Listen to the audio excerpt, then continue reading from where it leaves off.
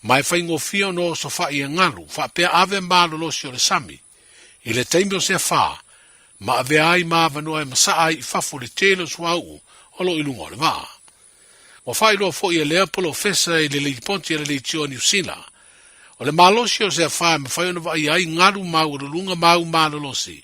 E wha leanga i nai lea au, ia ma o se isi lea i tu sili o na whainga taa. I le tu lai mai o ni winga ma e mae o le tau le teimile nei o le tau o wha. O wha i loa le official va ai tau e lua ni e whae ono a fiairo tātu o tino. Peitai, e mau an laro lava le tūlanga e ono tu lai mai ai se a wha. E iwa se lau lima se furuafe lito o sua au, sa i runga o le manawa nui na uangoto e le aso fitu o le masina na te nei o ke topa. O le kuata muni muni wha le au onga le neite usanga, o le auru whale ai whanau wa fia i sa wanga, le aulo tausia el wha laptonga le to manga mo e popua ngā tia. I le aonga whate tai wa wha ingoa ina o Queen Camilla Bree School of Hope. O le aonga lo i te tonu le no whanga lo vaia matausi ai whanau i tuana i mato, i le lo toa le to manga, ma te tala alo i ele masiofo le tupo peletania a o iairo tātu o tunu, ma awhi ai ele masiofo i a Camilla lea no whanga. Whali ele pelesteno le to manga mo e popua ngā tia o se tasi leo miti an whalap tonga. Ia iai se a onga whate tai mō whanau wa sā wai na ia o ngai, a o tausia ma wa iai ele whalap tonga. O le ngā ruenga le whale a onga mo le a onga whate tai le Queen Camilla Bree School of Hope, na whaatupe le so swani le Kalesia, a Yesu ke riso le au pa i o aso enga tai. Whapea nisi o so swani au nanga tu mo o ti New Zealand ma Australia, whapea le Pacific Assist. O le tausanga fōru o oru o lima e whaamna tuai le lua se furu tausanga, taru na whaavaila au nanga tu ma o ti le nei al whalaputonga le tō manga mo e popua ngā tia. Ma o stasi leo ana matatia ua whaamawina o le awhea le masiofo i a Camilla o le au nanga ale whalaputonga. I le whaawa waile nei asonga fua aso malo lo e lua mo tangata whaingaluenga umale malo. Le ana amata le asa whareile ua mwae, e mafua no ngā luenga na latu whaatino wale tali ngā malo le fono malo le tau bulenga ua maea. Wa whaeloi au wala o whaasara launga le tōlo pō nisi o mataupu, i le whaamsinonga o whanua maswafa, ai o le whaamsinonga maua lunga o toi fitu na iaso, he vala awai nisi o mataupu tau whaamsinonga e mafua, o na sale ei ni whaamsinonga de vala au le vai aso atoa, sa whaanga solo e le fono a malo le tau bulenga. O le tau langa ua mori mawina le ngao, tau le ei ni tangata whewai ma tangata wha tau i whale o loa, ma isi pisi nisi o wale tō teno i la tō e vai e so uma, tangata whai ngā rua ngā le malo. O a o ngā le whanau na wha moe moe a e ume le songa fua le nei vai aso, e whitoa a e le solua ma wha awa wai, mo le kuata whai o le nei tau sanga. O suenga masani a le malo i le whai unga le nei tau sanga, o tā pena masauni i ei whanau na malo loa mo le tōru vai aso, a o whaia le tali ngā malo le atunu ua mai a, e pēra sa ngā lulu e le tō tele o whaia onga, o nisi sa avea me leo leo fiso swani, a o nisi sa ngā lulu e le vai o tai o malo mausu ngā fono, i le fono a tai o malo le tau pulenga. O whamautu nei so o tanga e ngā lulu e whatasiai, le University o Samoa ma le University Tonga, o le Christ University Pacific, ina ua mai asaini ai se marianga le vau University lua, i le wha moe moe whetu wha i to mai te wa o onga. O se marianga fo i o le asanga fausi ai le mafutanga vāvāla lata, tangata o Samoa ma tangata o le tunu o Tonga, stasi o malo tua oi a o se paanga tō tino, a le malo Samoa. O le pule le University o le tātu utunu, o ia fo i leo le Palestine o le University o Samoa, le fionga tui fui saa patila malua amosa, na o la sainia lea marianga, ma le pule o le whaatonu fo i leo le University o le Christ University Pacific i Tonga, le sunga le whaiwheau ia Reverend Dr. Vili Vailea Saulala. O le fuafuaina o por kalamita wa o onga iso sitomai, o le angā lulu e whaatasia University lua, e peo na whaelo ai se pepa o whaamtalanga i le mai a, o na whaamautu o lea marianga. O whamautu nei la avano o le tātu au laka piliki e tamai tai e le tuno o le fitu Samoa, i le tāmilu sanga lipo le rorangi le tau sanga fōru o orua lima, ina ua malolo ai le au tamai te fiti le whai ungo le vai aso, ma manu malo ai le fitu Samoa i le ipu wha o fuofu le pole, i le tāmilu sanga le laka piliki e le Pasifika. Sfuru wha aina manu malo ai le fitu Samoa, le se fululua le Fiji Pulikula. I tā longa whaitaulia lua le tātou au le kapiliki a li i le tō Samoa, ma le aua engelani le ana tō i lalo le tātou tō Samoa, i le ipo le langi le lua tau sanga umavae. O le tā longa lona lua, ma le tā longa muni fo i lea le tātou au le kapiliki a li i, ma le aua engelani le whae unga le nava yaso, o tō e manu maloa i engelani, i ai e tōru sifuru whae le sifuru ma le ono a le tō Samoa. Na malolo fo i le tō Samoa i le tā longa mua ma engelani, i lana malanga i Europa o le nei tau sanga. Tala matai o le nei vai as fau, saifua. E silia ma le se laufale o loa i Samoa e mawhai o na whaanga i le talofa voucher mō whaatanga alu a inga. E le atua lava se 5 miru te lafu antuai mai New Zealand, Australia, Amerika, mai si antunuu. Ai tau nuu i telefoni maolo e whaanga le talofa voucher e whai e le whaatau. E mawhai fui o na tungi atua i le cash power wha pēle pili o le vai iso o se taimi. Angai loa i le www.pacific40.com e lafu ai se talofa voucher mō loa a inga i Samoa. Mō nisi whaamtalanga walau mai le olua tasi o valu tolu, lua tolu, po le info@pacific40.com. Talofa, we're the Katinas. Talofa, this is Pat Lam. Talofa lava o a o lapi marina, mau pela o li tio. I le radio Samoa, tasi lima iwa tolu amo.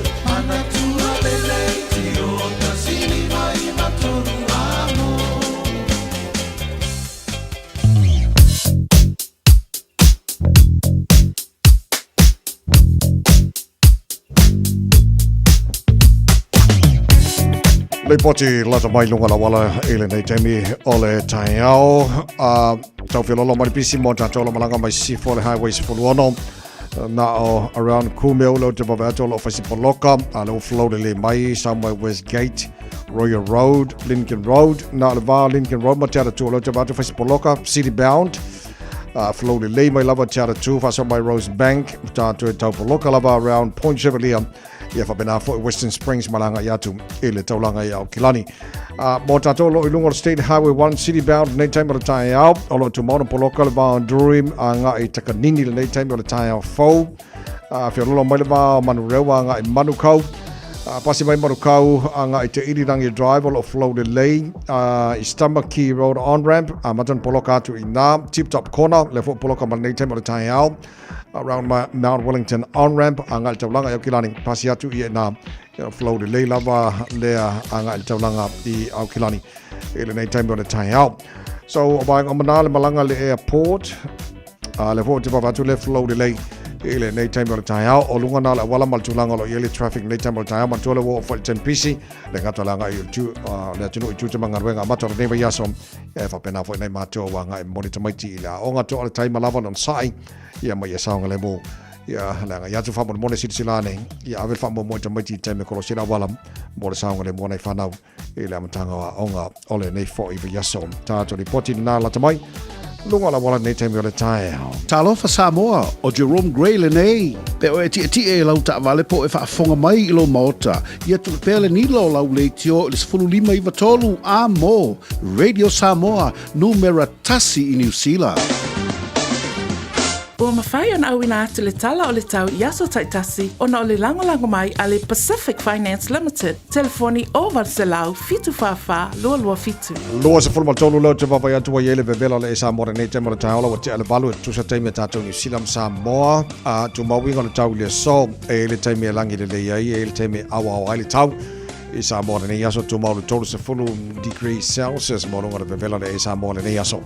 Lua suma 5 i lona mawalalo whatalo whai panga umalama le manua le tae au i le nai tuantu le vasa Tasmani Australia malola varsi fua manuia le nei tae au sifuru 5 lo i le malulu le la mua Canberra i le nei vainga le tae au la whasolo i na awaoalangi le leie pa unai wanga niso taimi o le vevelo le ea mo le la mua Canberra lua sifuma leono i lona mawalunga se furma le lua i lona mawalalo whatalo whai pa angal tara pakalame so se vainga Sydney Australia le nei tae au malola va ia le soi foma nuia se furvalolo i le malua le ea le nei taimi o le taeao o le a whaasolo e na awaoa pa utimu nisio taimi lua se fuma le whaan maurunga le pevela mo tau le soa se furuiva i lona mawalalo.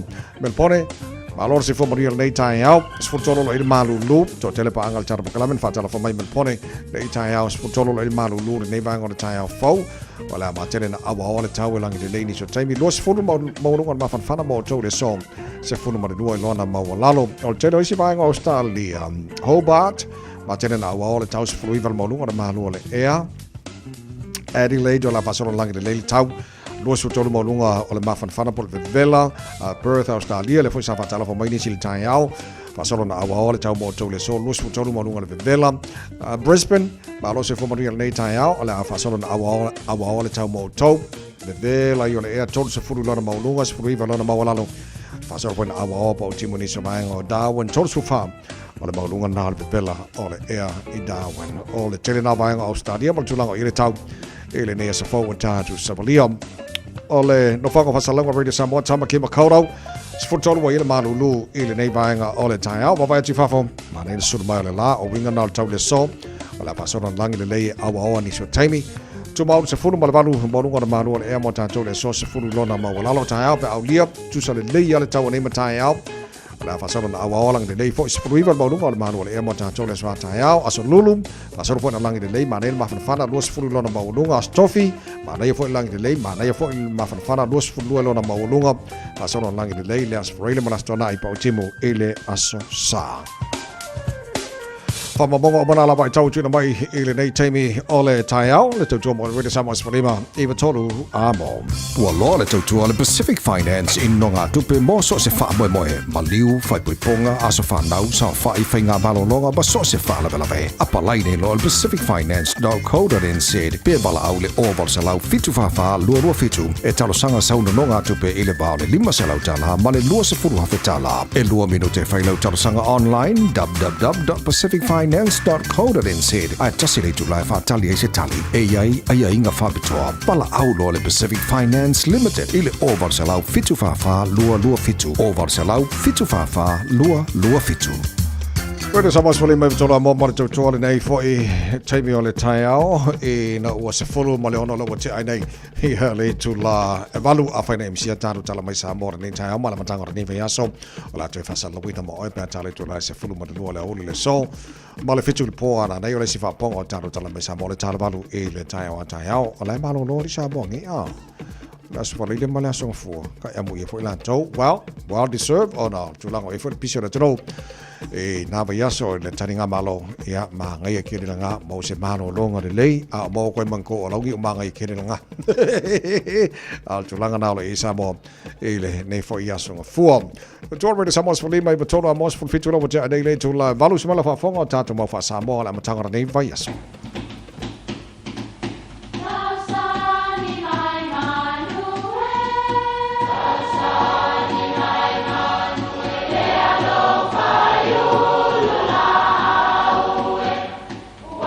E o whanga manu I ululu o la au, awa e whawhanga I funga o la au. A o le tangata, e whawhanga I upu matala. O le mawhileo o ala ngā upu mamuanga ngana Samoa maona whaapongai, e a fua I lona sio mianga. O lona lea sao I le whaatufunganga o le iloa whaale aso, mai le taua se ia o ina pule. O ala ngā upu mamuanga ngana, ua lantou mamanuina le tō whamanino a Samoa, mana tua fo'i, e tāo fitau muli le atunu. Ia mafuli a puau. O le puau, o le isi lea I tu ai ngā ulu. Ma e pei o le ulu pito I tā tele ma manao mia tele tangata. Ona e le leilo na a ano. E le ngata I lea o se ulu ola ngofie ma tupu tele iso o se tu ai ngā ele. Ma so se tu ai ngā tau fo'i, e whai ngofie o na lamatia e whāma matangi. Ai pawale mea e tasi, o le ulu le nei, a mafuli e le mawhai o na pēloa, e mauti no lava e toi tupu maola, o le mafuanga leo le upu, ia mafuli a puou, a wae toi tupu wae. E whaongain tele I maliu pe a si ia lofa se paolo. E ui ina whaanoa noa le nai tu o le ainga o na o le toa sea o se tasi sa wha matua I tumu I lo toa ainga. Ma sa ili I aile launga le fio anga nei. Ai tali tonu e mafuli a puau le wala o le tua. Pa u se toa, ai to tu se toa. Ia a manatu fo'i I le maliu o le tātou whaola o Jesu Keliso. O le mea tonu le nai ta ua o le mafuli a puau. Awana taoto i le tunga mau e aso e tolu. Ai toe tu manu malo mai. O le mafuli e le puou e mafuli ai toe ola lava. Ia mafuli a puou. Manuia lau whaasonga sa moa i le nei asu.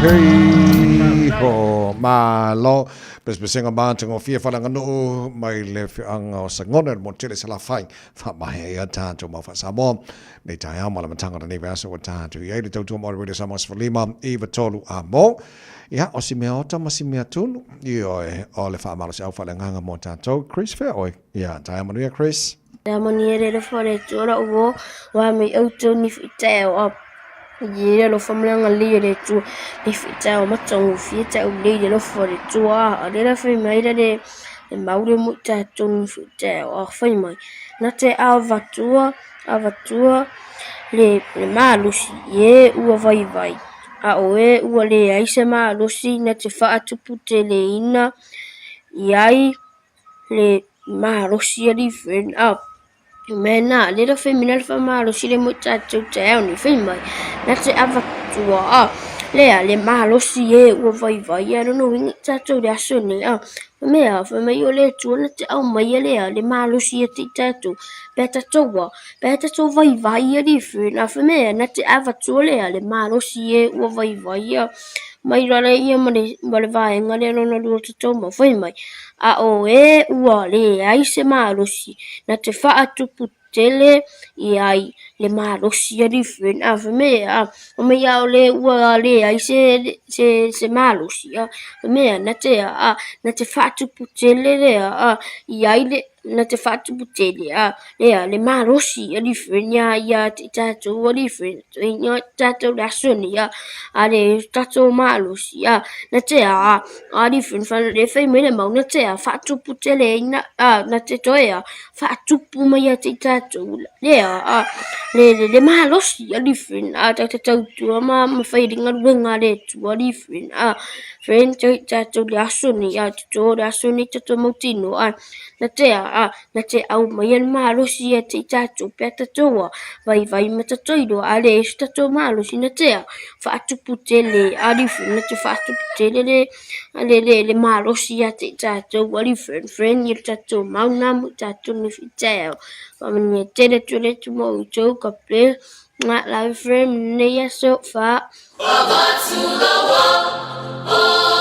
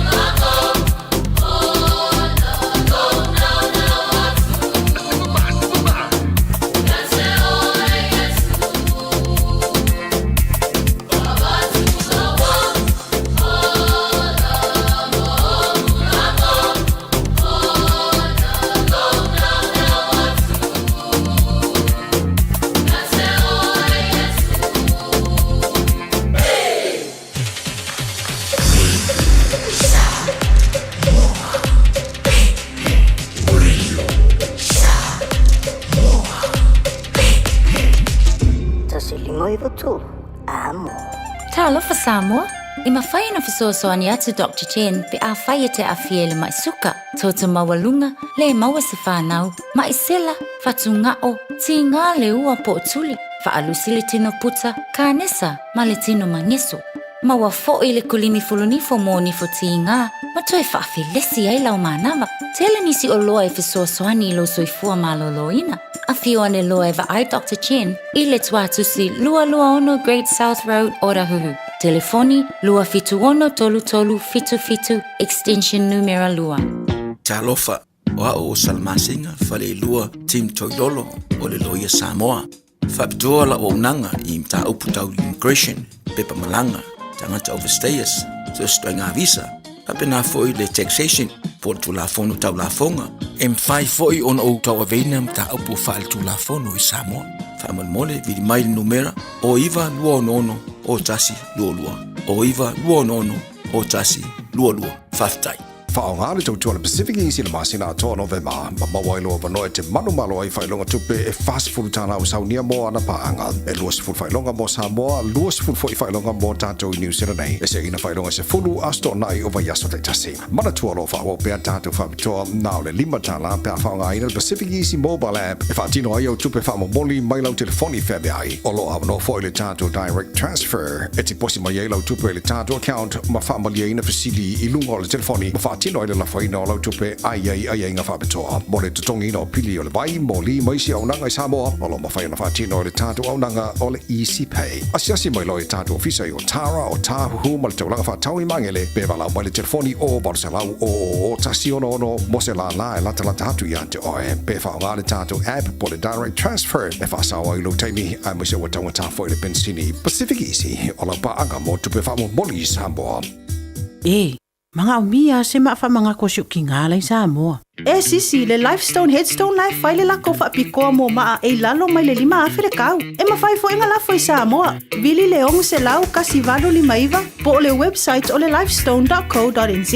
Fai loe le Lifestone Headstone o le Radio Samoa na e maua ai le nei whaasalaunga o na lafo lea o le maa whaamanatu i Samoa e au noa ma se tongi. Lifestone Headstone le au nanga a le Pasifika.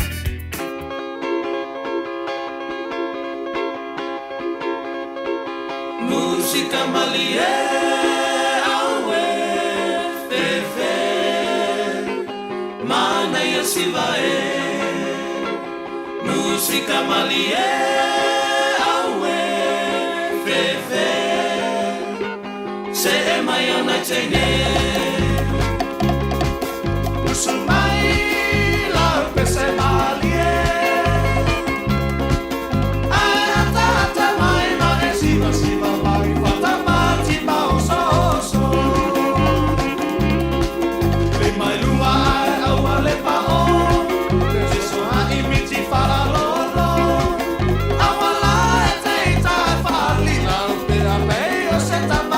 Mexico. Tata fiti mai si toi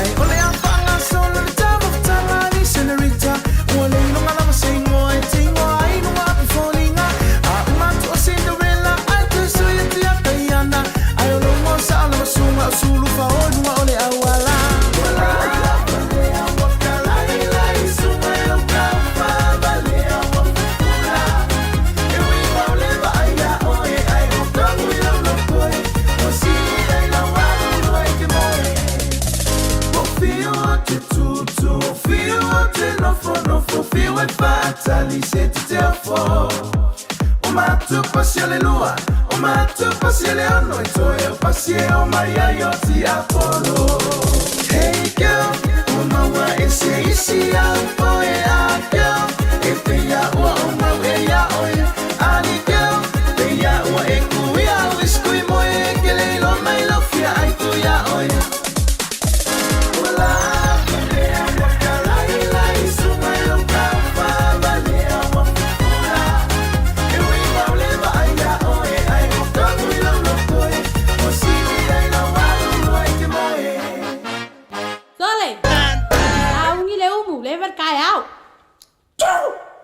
Ka penga lo le umu e mua lulu lango I ku e whae au a le pusa Se ka amu e fisi fofo e mangi whahi walu mangi kalo walu ange mangi popo Pei ai ni ulu sa ongi e pusa le umu pe a umanga mai a onga ka penga Ako kali sa umile pai na langing e ingat se angi Vai lau popo ia lava malololo Vai le masi mange I ovalo lima Vai I o kalange po ia I le sa e au loa male umu Mawhaapulo Vai ni lau ngiu na langi ako se kolu a whai wai ai fu e le sua vai Le whai whea ue mua le makai malanga sua le ai Nga lau ke le ko mai le pese mali e pule Ka penga lo le umu e mua lulu lango e ku e whai Aua le pusa Se ka amu e fisi fofo e mangi whai Walu mangi kalo walu ange mangi fofo Pei ai ni ulu sa ui e pusa le umu pea Uma mai a honga ka penga Ao whakali sa ui e paru sa mi lau whai E na langi ne inga se angi Vai lau popo ia lava malololo Vai le masi mange I ovalo lima Vai au kalange po ia I le sasahe au loa male umu Mawhapulo Vai lau ngiu la langa I ap se kolu a whai Wai ai fu e le sua vai Se whai whea ue mua le makai malanga sua le ai Nga lau ke le ko mai le pese mali e pule Ka penga lo le umu e mua lulu lango I ku e whai Aua le pusa Se ka amu e fisi fo e mangi whai Walu mangi kalo walu ange mangi popo Pei angi ulu sa ungi e pusa le umu pea Uma mai a onga ka penga Ao whakali sa ungi le paru sa mi lau whai E la langi nge inga se angi Vai lau popo ia lava malololo Vai le masi mange I ovalo lima Vai au kalange po ia le sa e au loa male umu Mawhapulo Vai ngi lau ngiu la langi ap se kolu a whai Wai ai fu e le sua vai Le whai whia e mua le makai malanga sua le ai Nga lau ke le ko mai le pese mali e pule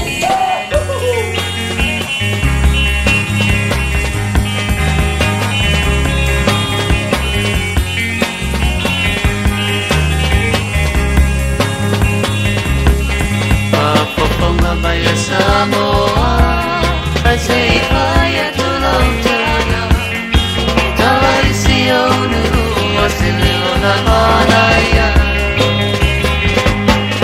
O tia whau o le malai pona Oi tu e whau Samoa O loa pese ai te mai ti o na penina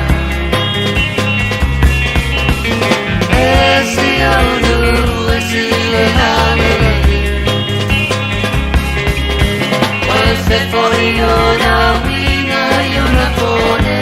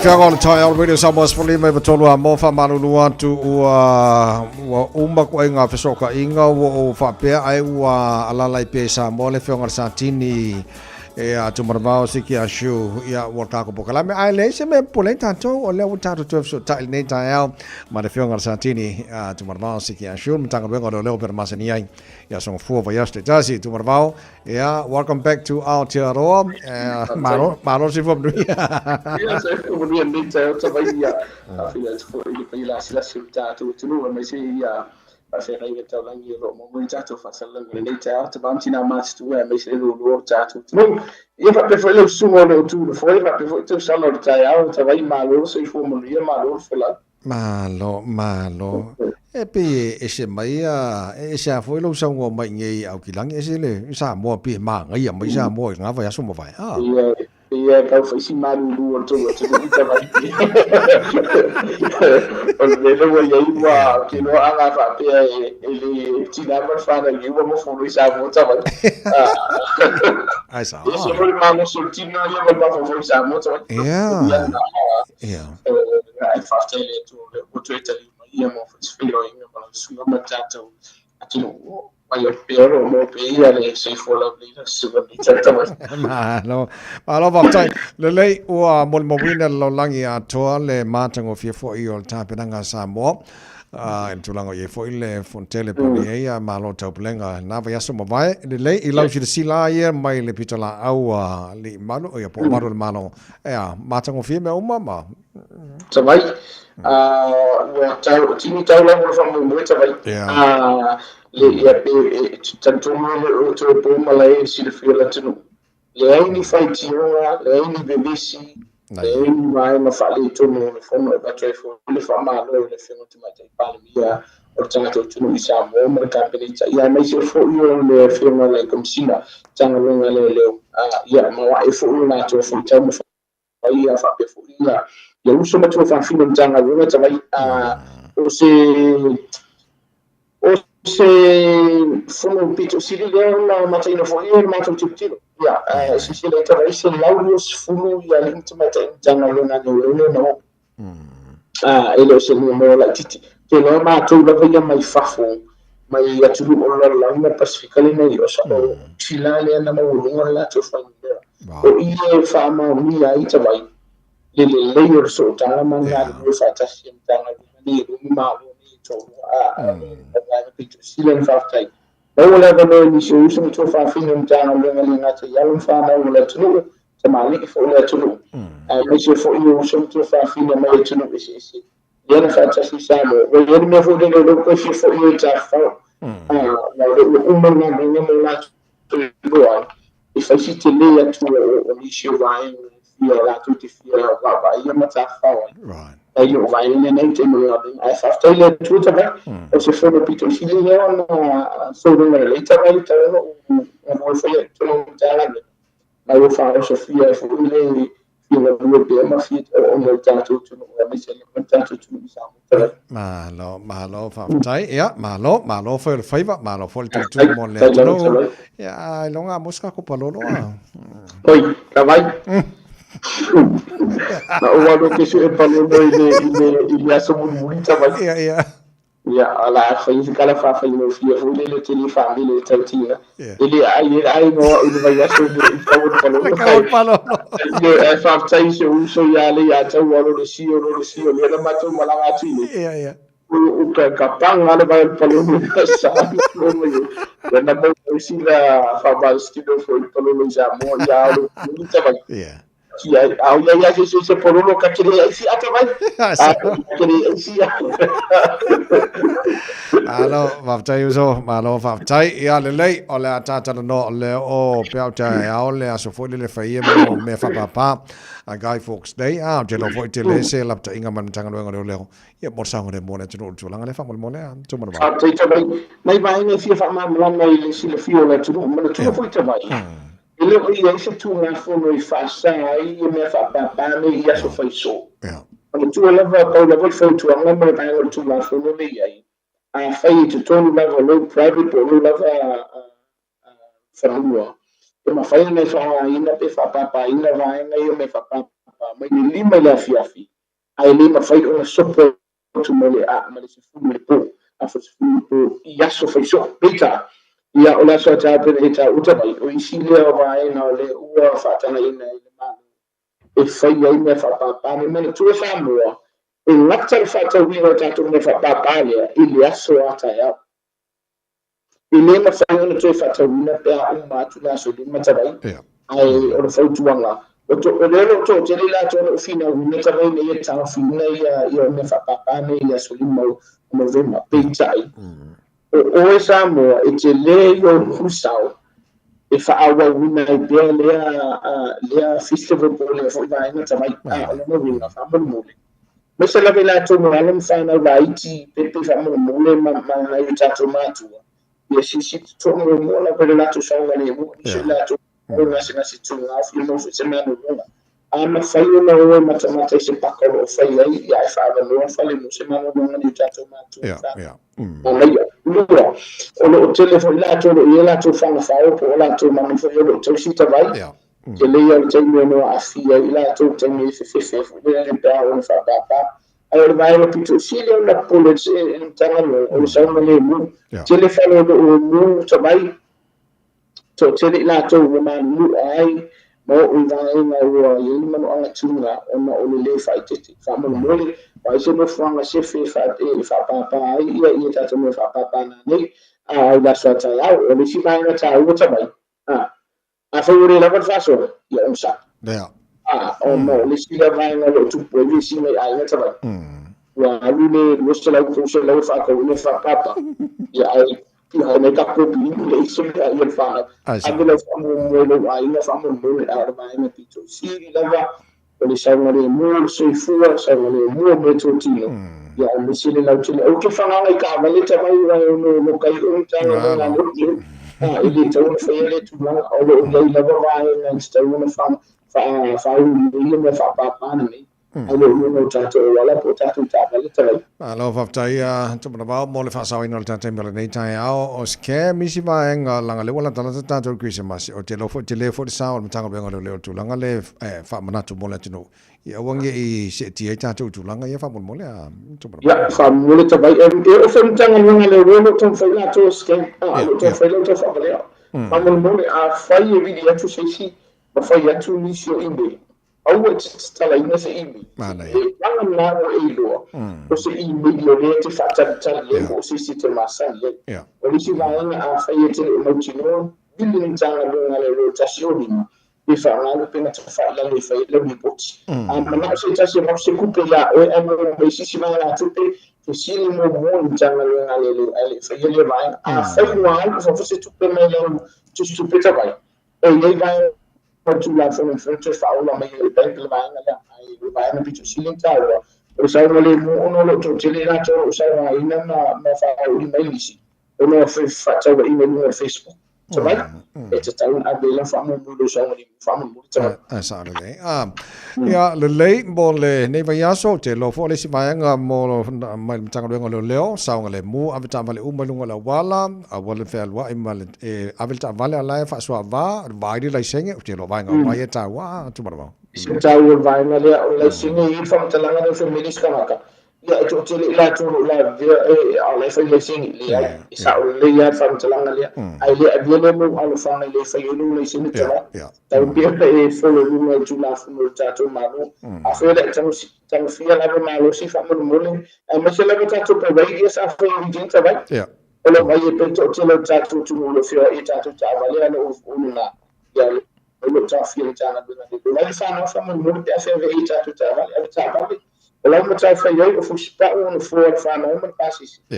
ai le foi eu no for lo passis sai lo fui para le si vai na foi olha uma pe portato ta vale o tau no fa le vai na le si vai na mai le portato ta vale pouco no mita foi e não será o ta lá fa na fa fu se ia ta o fa tu no no le sa fa tu na ale la prima lo le sa so to a foi fa lo foi na mlanga foi le semana le fa sa le sa le to te la to le o ma le so fu ya la tia fo le sa le mo o ma fata ma le lo tato o ta alo faftai tu mar bao ya o telefone fa fora bala wile tu no pa mo na mi so soni fa mo mole na te vai o le just o tato no le ya fa yo se fa le fa fo se yo tu te me la tia sa le lo meto ti no so fu o tasi o limo tato no morele e fai una e fai il numero telefoni o tato per te fa la mi e lì ti hai inicio vai e le si fa la fa forse o tasi o vai fa iva ai manga ku fa polole ma wa na na te vai ai ni mo si polole mo sa mo tato no na e mo wa no ni te vai o fa tato o inicio la to no na mi sta lì te vai o inicio la to ai e fiscia che non può ok inicio o tato numero e insomma fai con la a fai in Italia e ti fa e to la vola a numero e mo le so sai mo e sa da vengono fa ma la va no tu la fu e si o lau ia stau o tātou mo le lea tunu a le tau tawai fa mi le tui o whai gano filima a pe fo le tātou tunu fa pe tau sara o tai au maua se mai aso fifia ma se mai aso manuia le lofo le tua sa le mu fo le tātou o wale tātou parati a mai se fo tātou fa rules i le aso o tai au ma le whai gano filima tawai o le te atu te tele lau fionga sa tini tu marabao siki a shiu mon tara bakalame nei foi tai au moni foi faiva mata ole nei foi yaso bakalame mai mtang wenga leo de fionga sa tini tu marabao siki a shiu nei foi tai au to mo de samos fodima e total amo tara bakalame na nei tai au salaba masimino leo ta pe mai mo tara telefon ele ngan samo ia ona tu foi le sunga te tia foi tu tia mo tara bakalame fi mai wal fa wino tu ri samo mo ore nei foi yaso fa te tele lau talo mo tapo inga mo rila ni yaso tu ona nei tawai meni se fu ma ia manu ia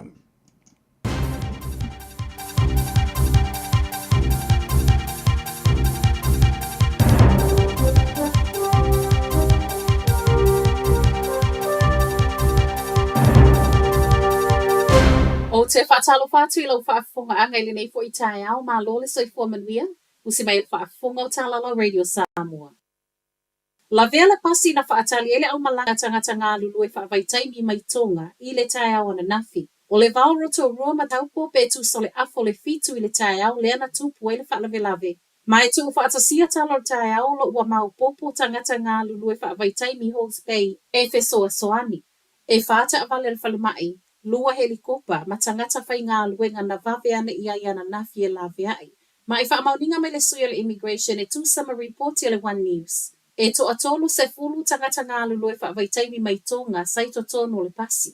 O le kamupania le Mr. Apple i Hawke's Bay le ana whai malanga mai e ngā lulu e ai. Ma o le ana tau nui le vave au ana nafi le malaiva lele au kilani le whai ngā malanga mai tonga.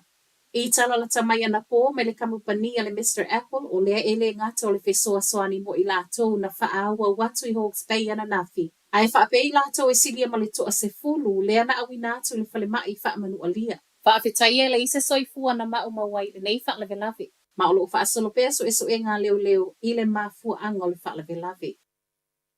A ui so eso e ngā whaalilo lilo fe whaatawa i ngā whaasoli tū la fono whai ai au ki la mi sauti o loo whaatawa isi ka leti ta itasi. Whaamatala ina le councillor le Manuka ward ia Al Filipaina le ino sio whainga nei pei tai. E iei nisi o whaamatala ngai lunga le Facebook e le fōu lea i Manurewa ma Papakura. Reportia le Herode le vao le lua tā la limas fulusene le sikaleti e tasi ma le tolu tā la le ana whaatawai e nisi o Jerry's i Manurewa.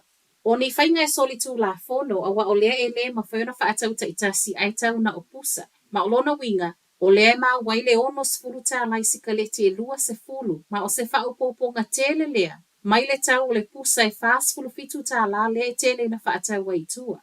O le whaatau lusi o sikaleti ua levo na whaasa wha le tū la fono ina ia pui pui mai ai whanau me le tangu fia o le tapaa i New Zealand.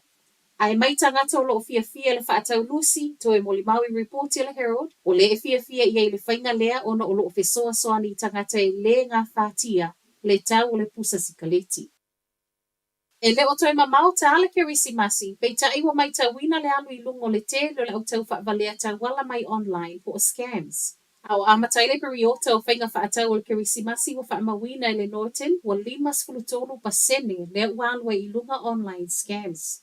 O le telo whainga tau whaavalea ne e tau wala mai upenga tau wha ilangi pepelo o i-meli fe autu si tu sia lafo mai le telefoni ma isi lava a wala. Ma o le whautuanga o toi tu ina mai ia mata alia le telo whaalawi lo pepelo. E o lava fo i le tutongi ino whaatau whaia online. Whautua ina le tau ma whaia wha o ngale PayPal ma ia malu pui pui a fo i passwords. O so e so enga na whaia le note le kerisimasi le tau sangata aluai ma wai. O le lua se lau 5 tangata me le tasi ia fe tangata kiwi na fasilingia. O le na ngawi whaalawi lo le kerisimasi. Tu sa le ma le afe tōma se lau 51 tā la le tangata. E o lava i le maugalunga e 50 afe tā la. Wa whaia le IRD asia singa whaalilo lilo i pisinisi o loo masalo mia. La tau te le o whaamalia ina la fonga tutongi. O pisinisi nei mai le lisi o le lata i le fitu wafe whaamtalanga na whaelo ato i tangata nga i le IRD to tonu o le tausanga. I reporti le One News se la te le tolu se lau fale whai ngā luenga o le Asia. Ma o i la tau fwoi nei o lo toi reporti e tangata le community la tau te le o usi ta ia le tu la fono. Mai le IRD o lo na ia mana onga ia malama pisinisi ia la tau matafa yo i fale whai ngā luenga. Ma o a fwoi i tu e le o whaatu la fono ina o le a muli mai ei lava fwoi ma le taui. Tala whai o le nei tai au. O lo su e leo le ali o lo tu wa ia na ia wha o lima mata ngā i le teinei Titi Hamilton. O le awale Silverdale Road i le tau le valu i le tau las whareile le wha apea na tupu ai. Ma o le ana toso i lea li i le lima o le teinei Titi anga i totono le van. Wha mauninga mai leo lo o ta uailinga tete o le wa a fia peitai e le i aise me o lo na tino na whai nai. I reporte le staff o le van lanu siliva le ana ave lea li i mana paka se i ta whaala. Wha asanga nga i Morrinsville Road. O le taavale se tasi o tangata ese le ana wha e le puanga i le taavale le li o lo sa ilia nei. Wa talo sanga mai e malo ofisa o leo i so se tasi e sila fia nisi moli mau po o mea po e ata foi e vave wha a so o ta i atu le ofisa. Wha i watoi talo le nei tae au, manuia le nei aso.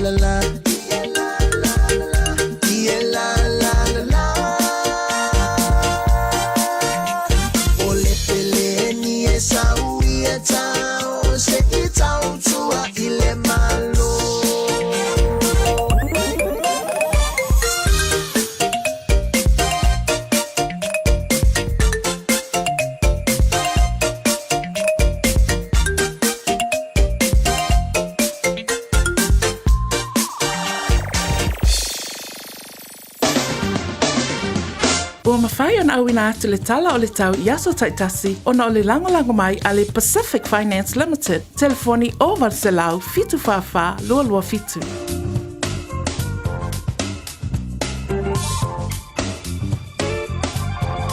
Ua loa le tautua le Pacific Finance in no ngā tupe mō so se wha moe moe. Ma liu, whai puiponga, aso whanau, sa whai whai ngā malolonga, ba so se wha lawe. Apa laine lo le pacificfinance.co.nz. Pe bala au le oval se lau fitu whawha lua lua fitu. E talo sanga sauna no ngā tupe i le bao le 5 se lau tala, ma le lua se furu hawhi tala. E lua minute whai lau talo sanga online, www.pacificfinance.co.nz. Ai tasi le tu lai whatali e se tali. E iai, ai inga whabitoa. Bala au lo le Pacific Finance Limited ile oval salau fitu fafa lua lua fitu oval salau fitu fafa lua lua fitu.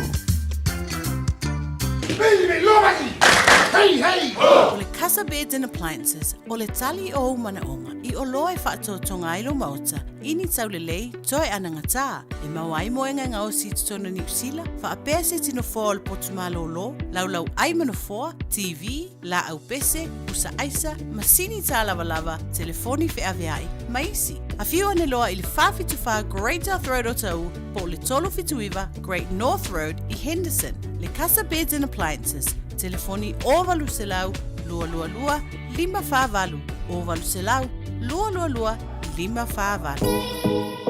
O e mawhauwhau po le ale isi la asanga fau e tatawana e a ngai iai. Mawhauwhau e toi fo i le a onga pe su e sau ngā luenga a ele i lava lo te apena. E mawhai le OCA ona fesoa soani a te oe e a matalau la asanga fau ma le mauti noa. O le mātou polokalame fau e au fie le whāwa iaso suenga ma e o atu i le sefulu lua vai aso o fesoa soani wha au popo. Mō nisi whaamtalanga le sitale le go.oca.nz/ignition Oceania Career Academy o Loulu Manai e a mata i nei. Talofa o au o leilani. Mātou tena nofo whaatasi malau to o lua le mawha naumana i o mātua. O te pala au i le Healthline pe a whaia langona le tino mai e se tasi o i mātou. E le ai se totongi o le nei au o nanga, mai mawhai ona o tala no e se tausi mai mō fautuanga tau soifua malonoina ma whaamatalanga i mea te tau ona whai. O te wala au iai e le tinga ina seisio i mātou. E awa noi teimi uma, lua sul whai tū lao le aso, mo aso umo le vai aso. E maua fo i le fesosoani mo se whaamatala upu, pe a whai o e fia tala noa i lau lavanga ngana. E lea i fo i se tutongi, wala au loa le Healthline i le o Valuselau, ono tasi tasi ono. O e sauni malanga I Samoa, mana tualoala moana rentals o lo o maua ai so si tu ai ngā taawale mautotongi mo so se mana onga. E mawhaiona piki le taawale I le malaiwa lele I whale olo, po le tātou ofisa au tu I ala fua. Pe mo moni atu fo I le whale tari malo o lo o e wha mautua ai ngā wha abitoa. O lo o yaile insurance cover e te fili mai ai. Nei tupu se wha lawe ai o lo o yaile wha mama avenga, male pui ngā mo oe. Moni se wha mtalanga wala au le tātou pa anga le Pacific Easy I le ovalu se lau o tasionono. Pea siasi le tātou apia fōlinga o le Moana Rentals o le upenga te whailangi o le moanarentals.com. Radio Samoa Tasili mai batolu Amo Radio Samoa Tasili mai batolu Amo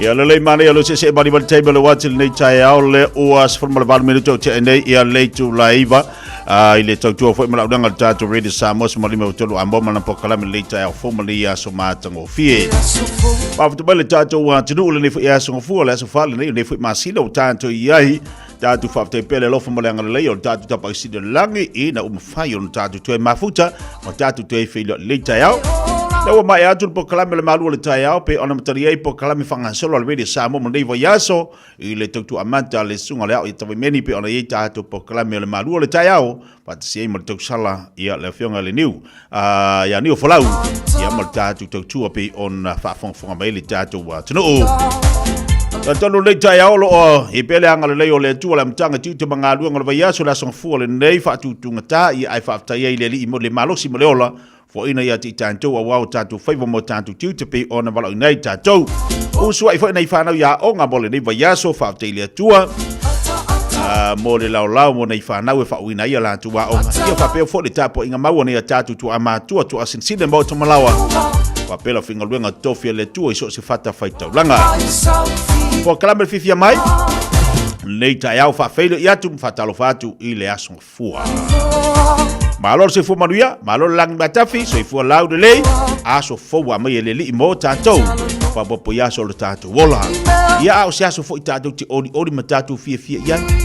O ina ilu matalo tatou te mo se aso fale nei ai o ta pena le tu le aso fo mo tatou lo winga. O lo so longa le fo la manuia, o tatou faiva mo tatou tiute. Luas fu minuto te nei le tu lai va tu ina tu fa fie ngale mo tatou le nei tai au. Vai tatu pese lea o da batu le upolpoto mo tātou. O le mwhanu whatimai I le whionga atua tai. David tua pēra masani ai tātou i asong fōwesta I tasi. Malol fola baruia. Ko kalami fifia mani lei tai au fōu.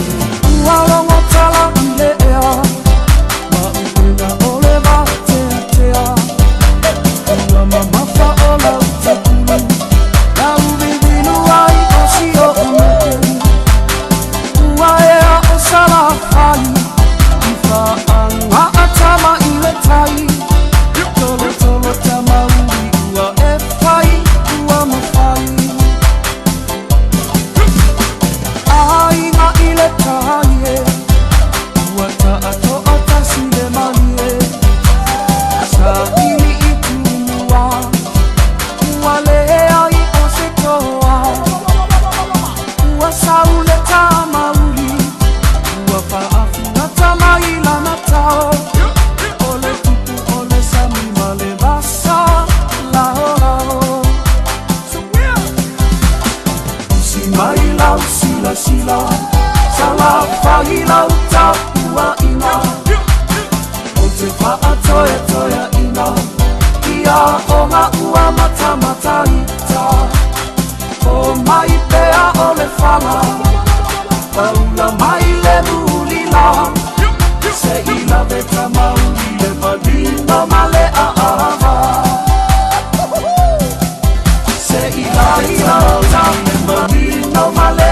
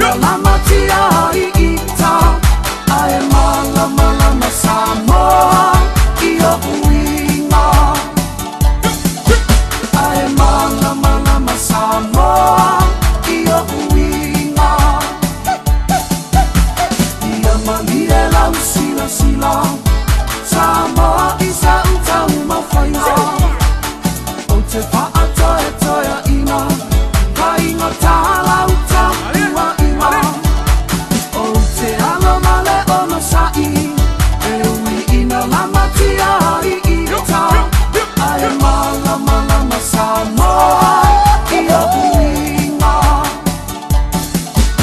Ai mala mala ma Samoa Ia uinga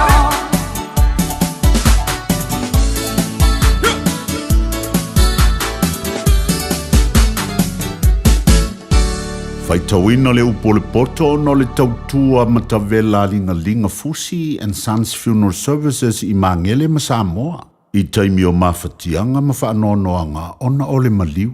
Mana tua linga Fusi and Sons malana au nanga o le a whaamama avenga atu mo oe ma le ainga. Wala au I le telefoni lua fitu lima tolu tolu o fitu.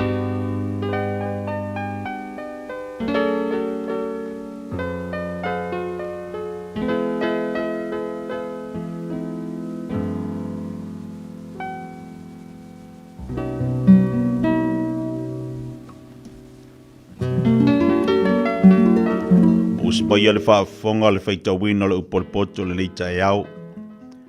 Mo mele le tusa le whaatauto I lona mtau pe wha. Whamonuia le atua le whaitawina o lana upu. Whalonga mai ia. O tau le whana ue. I le awa o atu o le tamā. Ma wai mai o tau talinga ina ia whaata mai nai o tau. A wau te abatu ia te au tau le poto e le lei. A wane I tau tu la fwa I lau upu e a o atu. A wawa unei. O le antali o luk ta maa. O le pele to atasi o luk tina. Na ia o mai ia te au. Mana fai mai ia te au. Ia tau fi au upu I luk loto. Ia tau siusi au polo inga e te ola ai. Ia maua le poto, ia maua le ata mai, aua na ingalo ia ante oe nei mea, aua fo ine I liu ese I upu alo ngutu, aua te la fwa ia ante ia, ona tausia lea o oe e ia e alofa ia ante ia, ona leo leo ina lea o oe e ia, o le poto le mea sili lea, ia maua le poto, o mea umai te maua ia, o mea umai te maua, ia maua mai ai le anta mai. Ia ebivi ia te ia, o na whaeina lea o oe e ia, na te whaamamaruina oe pe a e fusi ia te ia. Na te avatu le pale mahatango fie I lo ulu, o le pale li ila le lei, na te fua ina atu ia te oe. Whaalonga mai, lo uantali ie. Ma e tali ia u upu. O na whaatele ina I leo o tau sanga o lo uolanga.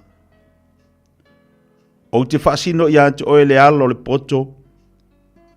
O te taitaina oe I ala sao.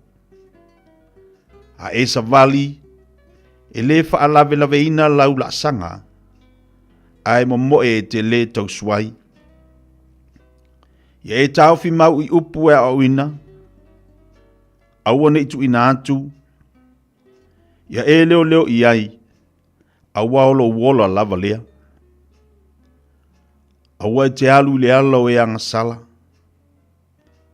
Aua fo I e tui le ala o e fai amio leanga. Ia e wha mamau I ai. Aua ne e ui ati I ai. Ia e alo ai maru ese. Awala tau te le momoe.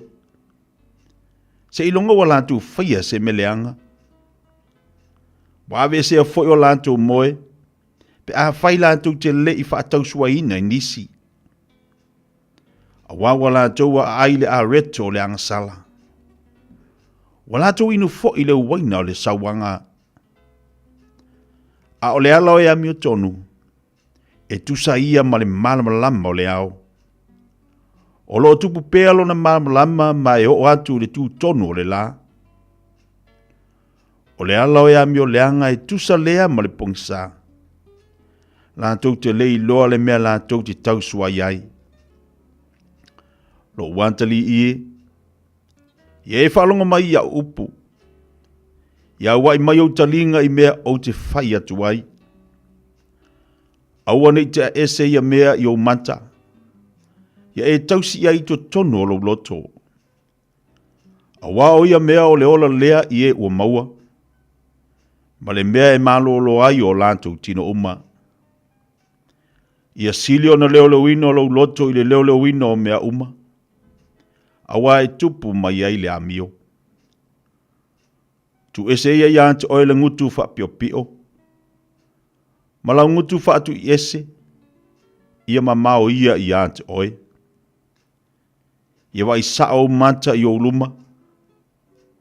Ma o lau mata ia wha asanga tonu ia i o luma. Ia mafau fau le alo vai. Ona wha atu mawina i lea o wala uma. Awana i e afe le tu tau matau. Po le tu tau anga vale. I alo ese o vai i le leanga.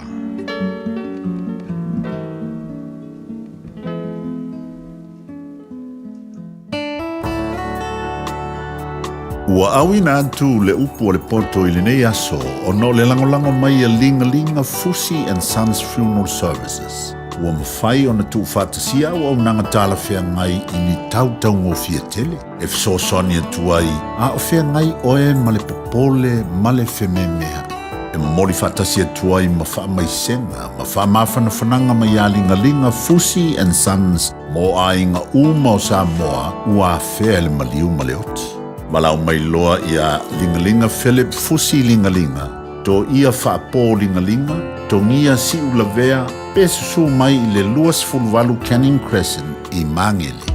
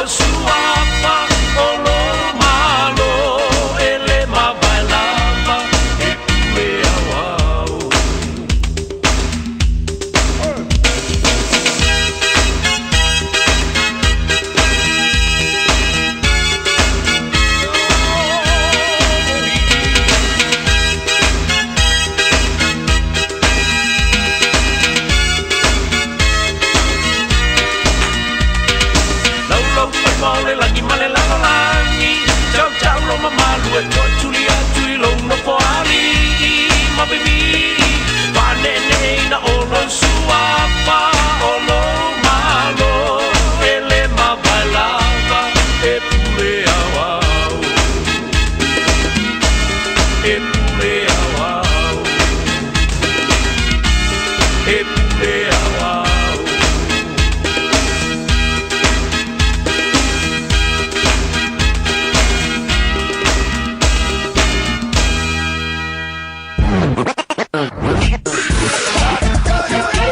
Malo soy fua, ol si fufonga Samoa, Radio Samoa, tasilima ivatolu amo, se kia Radio Samoa.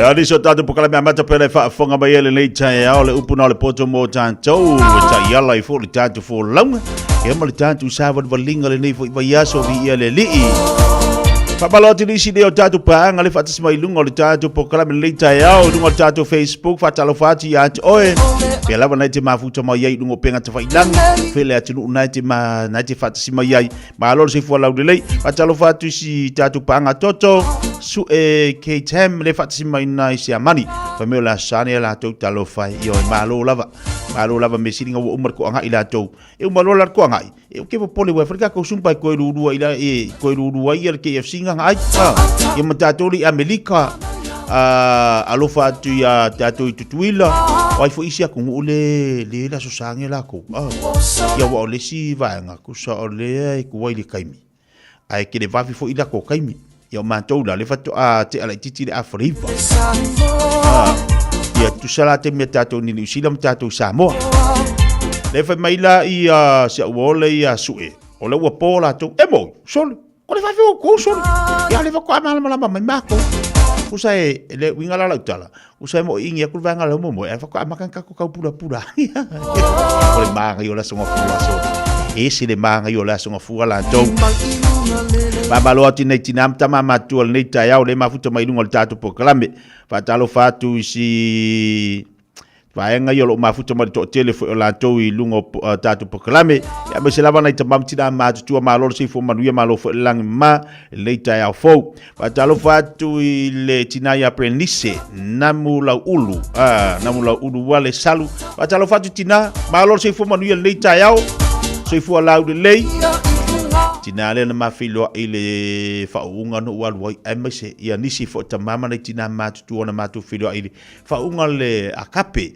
le sa faunga le ya so I mangele matu filo ile mana I tina na tamama tu vi ia le after ile tu o mawala tu malos ya na le faunga longo mai la pokala mel tatu pokala mel litio telo time ya ai wa mawani ya bandoa menila o lao o filo ia tu ai le fa fetai ia le fa fetai la tu tapo inga fa fetai le la tu tapo inga pe ona yai ya moni ama fa maoni se le taua o fai valo filima ne o tatu tangata matua tu asinsina pe ona yai ya ele fai lava tu o fo ila fa talo fa mal fa felio ia tu ya o to o lo to mafuta mai maota o lawa o lo to mafuta mai mota ngase o lo to mafuta mai falo tangata matua fa felio atu la tatu pokala me leita yao ma lo lava le se fo manuia patalo fatu ya oka si ko keli patalo fa be ali alo pulo fatu si mai nei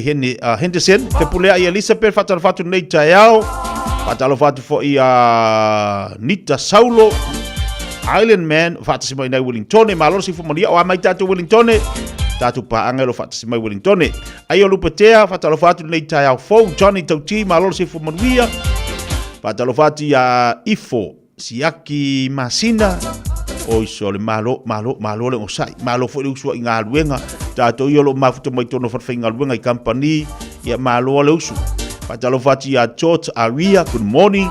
Whanga mafo e whatalofatu nei tae au. Moenga kapo, io e maaloro sui fu manguia. Whatalofatu ia toe tua, Philo Robinson, tau tua Robinson on mafutoma nei tae au, mafutoma nei Waikiki a Wai. Whatalofatu mapsua, Maltino Bradley whatalofatu brother, maaloro sui fu manguia nei tae au fou. Maria le sina tavae whatalofa mai sini Ausitalia, tau tala Maria Telesia. Watalofa tu nei tai au malo longo sa yo ka ko le usu al me singa mataua so ya Molly io e Daisy brother lo fa tu mani fo nei tai au pa fi fianga mo tato u mala pera ba futu ba ngol tato tua tato se atu asia atu la colisio vai maunga ni so fa fi fianga a so fo le nei luas fu minute talo tu las follow.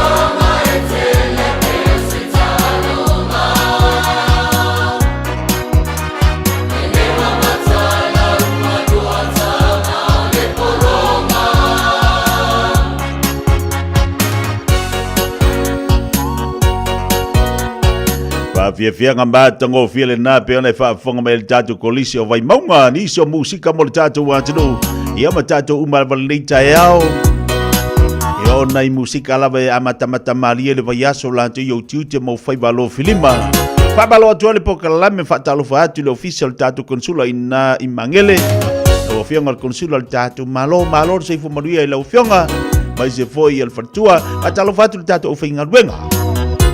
Ya le foi dava na tua fo fatalo for kom sino fa to inga fatalo fatu tui ya mana foi tu ol tatu ngaluenga lo ngalue malo la bar sei fu baruia aso fu ai o aso fatu tu ngata o aso foi kaule popole walen ko e marka nga ngafi wala ki va vekango el kamalanga Mana ia talonga fa ngol vai aso. Oka se mana io talonga fa ngol vai aso. E uina malolo le tatou wa to Samoa. I lana talonga lona lua ia ai fa tai uma talonga lona lua ia wa pepese fia enge langi o manu malo. Pepese fia enge langi. Ore mea whera ukala penga le paua io ai kalonga koru fa umar kalonga bua koru fa se fulvalu. O matu talonga lona lua tolu fa se fulwonu. Ya umar talonga ia le lawa nga fo ila la o mai. Toi tau tapena pena o le mea langa whera ukala ia kiriro la o makamaka. O mangila kalonga le afoi ale to Samoa. Waka ongo sa ia fo. Eki koe fa emo kula la TV anga ile kalonga lo pele ki mangelangi. Tole ai kofu mai male wingi ngelangi le po. O pe o kalo ka fa ku kili ayanga o ko morunga ai. E fiala man mako a ingo bo usisi ia le mako kiwi ko kolma. Ola e kau keva me loka ma fau fo ile kalonga ka ko to Samoa male awengela. Ai emo akula ukivi e ko ku wakulo le channel nga le alo pele kim. Ai le ame malengu bela se furu fa le fa tiulinga tole. Tau sa lo lang si ko. Oi sorry. O ka fa longa ku ai. Pe walu ese elo ka lunga malo ka udu ke mi. Wa ka ka de fia ko ya sorry. Ia ngako koe whakoko anga le mako koe maka mape au mawhaia. Inga fo ila malaka ko pea urida. Woia. A wairo koe sao whairunga ngua koe. Wa maua lai lau ka motele ale polo. A pila unga koe kahu. Mamore ka ngaka ua makua i aru mauki ngoa. Bang iar koe emua kololu po orkai minga. Ngusor si koanga. Nga mako koe si inga ilunga le ku langar ka kolpereki. Alo matama whana wal tātou waturu. Wanga lea ili si kōle rupo o lea. Te ka mai kiki lea, oka, sole. Wako le māngai. Ako le māngai. Lea langa koe alu wakula. Anga le leifo ila lea. E kukusar kālonga. Māngai ya. Māngai ya tālonga. Whafta iala matama whana wal tātou waturu. Wa leo mau kingongi. Anga le ai tama whana wal lea tunu. Ere malo e fai inga fuka kudo pere kiso mana il talo tatu tilo le alo le afionga le malu se mostiti e se le manga ia Wallace god ya so ole mo so pele mo so pe leite le talo le tamatitira ali savea manga ia le talo o fuka ko kama huka voi sole maka ukia voi le alor ka ko kama la po anga so o mai lai ka ko pe wingi ko olua sole mang esele manga yo alu mtama fana wala tu usata alu lo pelekil fa ngol vayas aya teli ya male mantango fie fo leta alonga ile ya Wallace ya eu ya e mo ia le fasingo le finga le malu se mostiti mal faltua ia au tama fana wa tatu te mitai Paule se senga o le mo lungo le level o te alo ia Wallace ia mari mai lunga kamal me sai ia esu ia sa pe ka alo le malu le ia o ko kalaga le ka fa ia e mo lunga ku le level ka alo Wallace e ba fa ia ki ka mai ki le batso ni mana ia to fa alo te ba fa o tatu watru e kia mana ia tatu fitu Samoa o ka sire au nga manga ia so e va kwari ole a waringa ile ka mai ka ia malo fel faiba mai statu pati talonga fa ngol bayaso ia lo mtam fa no tatu watnu ia lele fa tatu fitu Samoa fa tatu to Samoa fa fo mo tatu ol peleki wa moni ole ta alo ia lo mtam fa no tatu watnu tatu ol peleki ia o makwa ngofia le sisitala tu fasilia o le whaaftail tapo inga le tātou watunu i tawhai fiar ke lope le sa mai moina mata ina tau mawhainga alo mata mawhanau le whaingola vaiasi o kā kourenga o kā kourenga tātou whaaftai fo i tama whanau le tātou watunu sa ta alo le awar kiwi e uinga malolo konga seki poloka whaasolo a koa waras ko nga i whainga konga so ia o langona lava le fia langona le fanga etia ina ua to ilalo le aua ni usila le aua tonga so le mai o le kalonga so tatou so mai tonga malo fa aftai ya e uia nga polo ka o ko ka ko wala ia le simi o iai fa penga le olanga ma si fuanga wa ana malo fo tatou to e fa penga fo ka ko al me sili matawa ya wa a e man manuia fai wana ia lam tam fana sa ia fa ngol vayaso to se maltasi minute talo le tulas follow lo fatilizo tatou watu per maftuma iai Sabalo tiniso ila to maftuma dingola chale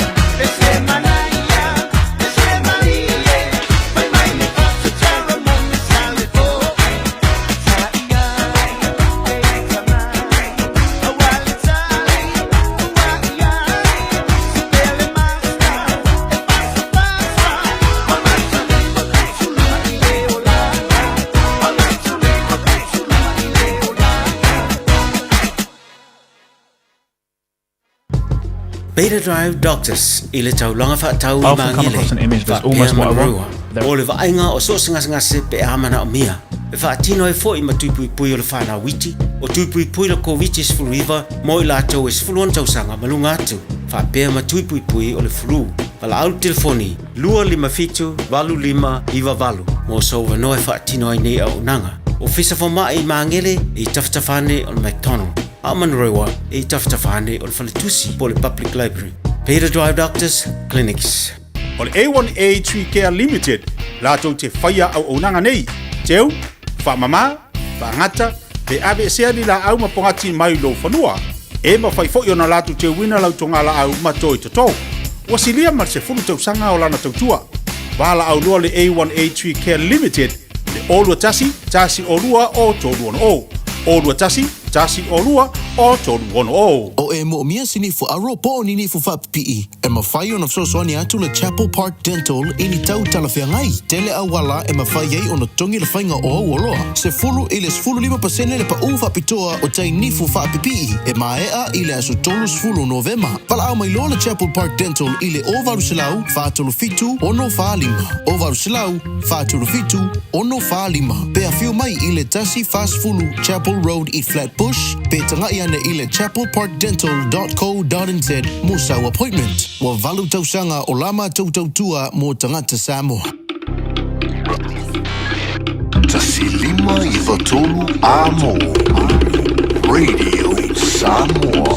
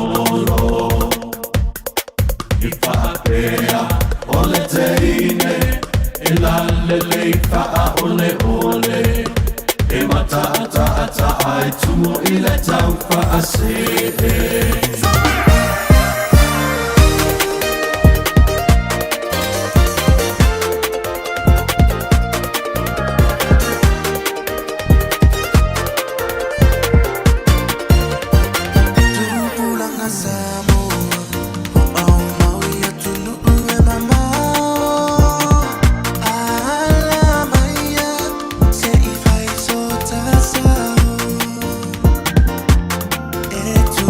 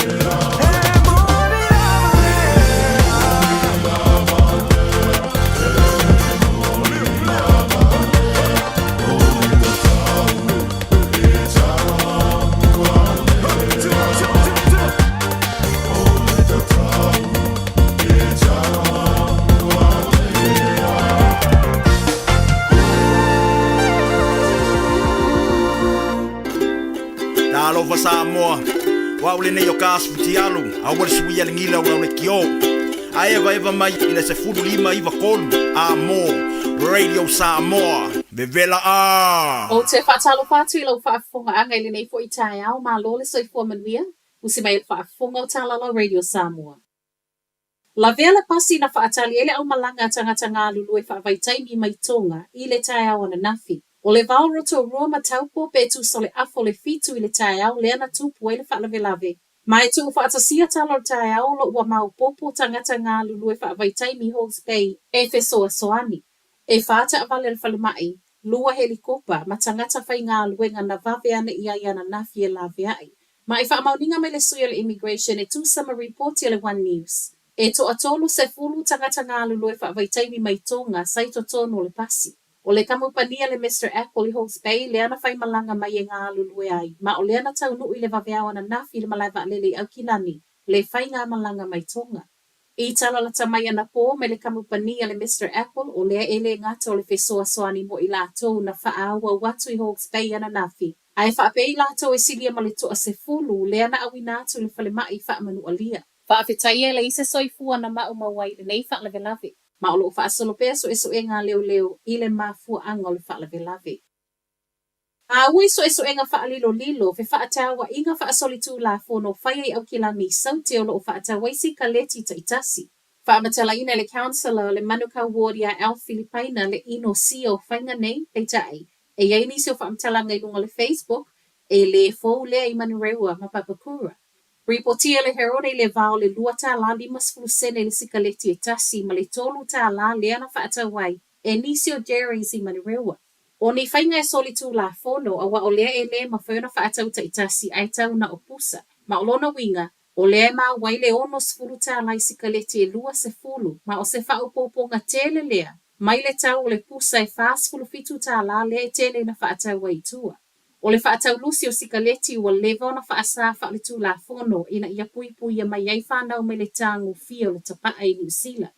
Ai mai tangata o loo fia le whaatau lusi, to e moli maui reporti le Herald, o le e fia i le whainga lea ono o loo fesoa soani tangata e le ngā whātia le tau o le pusa sikaleti. E le o toi mamau ta ale kerisimasi, pei ta iwa mai ta wina le alu i lungo le te lo le au tau whaavalea ta wala mai online for scams. Au amatai le periota o whainga whaatau o le kerisimasi wa whaamawina le Norton wa 5% le ualua i lunga online scams. O le telo whainga tau whaavalea ne e tau wala mai upenga ta wha i langi pepelo o i imeni fe autu si tusia lafo mai le telefoni ma isi lava a wala. Ma o le whautuanga o toi tu ina mai a mata alia i le telo whaalawi lo pepelo. E o lava fo i le tutongi ino whaatau whaia online, whautua ina le tau ma whaia wha o ngale PayPal ma ia malu pui a fo i passwords. O so enga na whaia le note le kerisimasi le tau sangata aluai ma wai, o le lua se lau 5 tangata me le tasi ia fe tangata kiwi na fasilingia, o le na ngawi whaalawi lo le kerisimasi. Tu sa le ma le afe tonu se lau 51 tā la le tangata, e o lava i le maugalunga e 50 afe tā la. Wa whaia le IRD asia singa whaalilo lilo i pisinisi o loo masalo mia, la tau te le o whaamalia ina la fonga tutongi.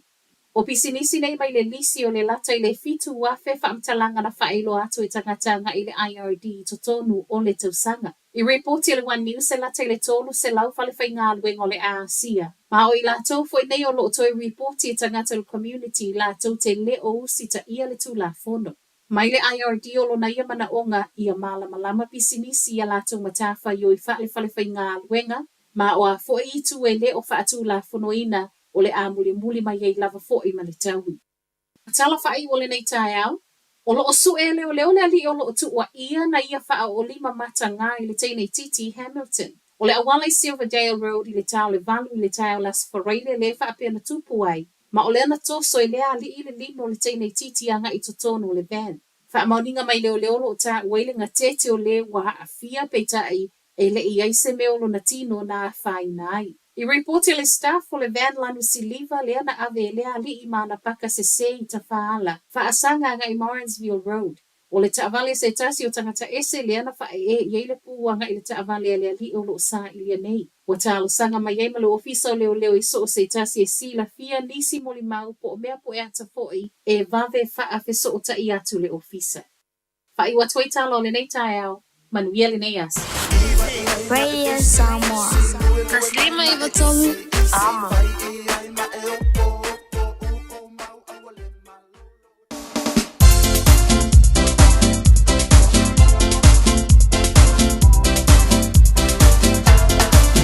Ya fa minuto te le tulas follow na fa bali tato wa tunu to fa sala wina to tantu tale vai fanu le tautu amata le vai yaso ala fianga fatua ya salva masmino mo tantu tale mo tupu le tunu ambes fo tatu tale ma imo langi pe fa bali tato wa tunu le tayao le la tatu se mai la tatu fa malastino mo le yaso fua wa si tatu fa singa malusi fa ku ngaka fo le vai yaso la to ye wa lu fo yanga ngafi o ka kwa ai yo le wala kula sunga fua yo aso fa pengi o aso fa kukunga ka fa yo fa tutunga ta fo ile o la finga luenga fa kukunga ka ma ka ku ngo fo fale pe ka ke kuku ku e pe ka ke rifia ku pe ke ka o ku e wa kalim fa ka o wa ngula wa ha unga ngal ka nga ka wa makwa ngula pe wa mo me fa ngale a pe al ka ka al ngu ngani uni kan ma ni Urido Samoa. Wangu lai mea. O lea ngalanga, fa marstino mota to la matanga le yaso. E koe kau fa ngai yoi eleve. Ya le lolo le se ngafi ya le ala wa leva na tari mai nisi o tatu pa anga leita yao. Ya wale tatu fa marstino fa tsibai le sunga fa ngainga.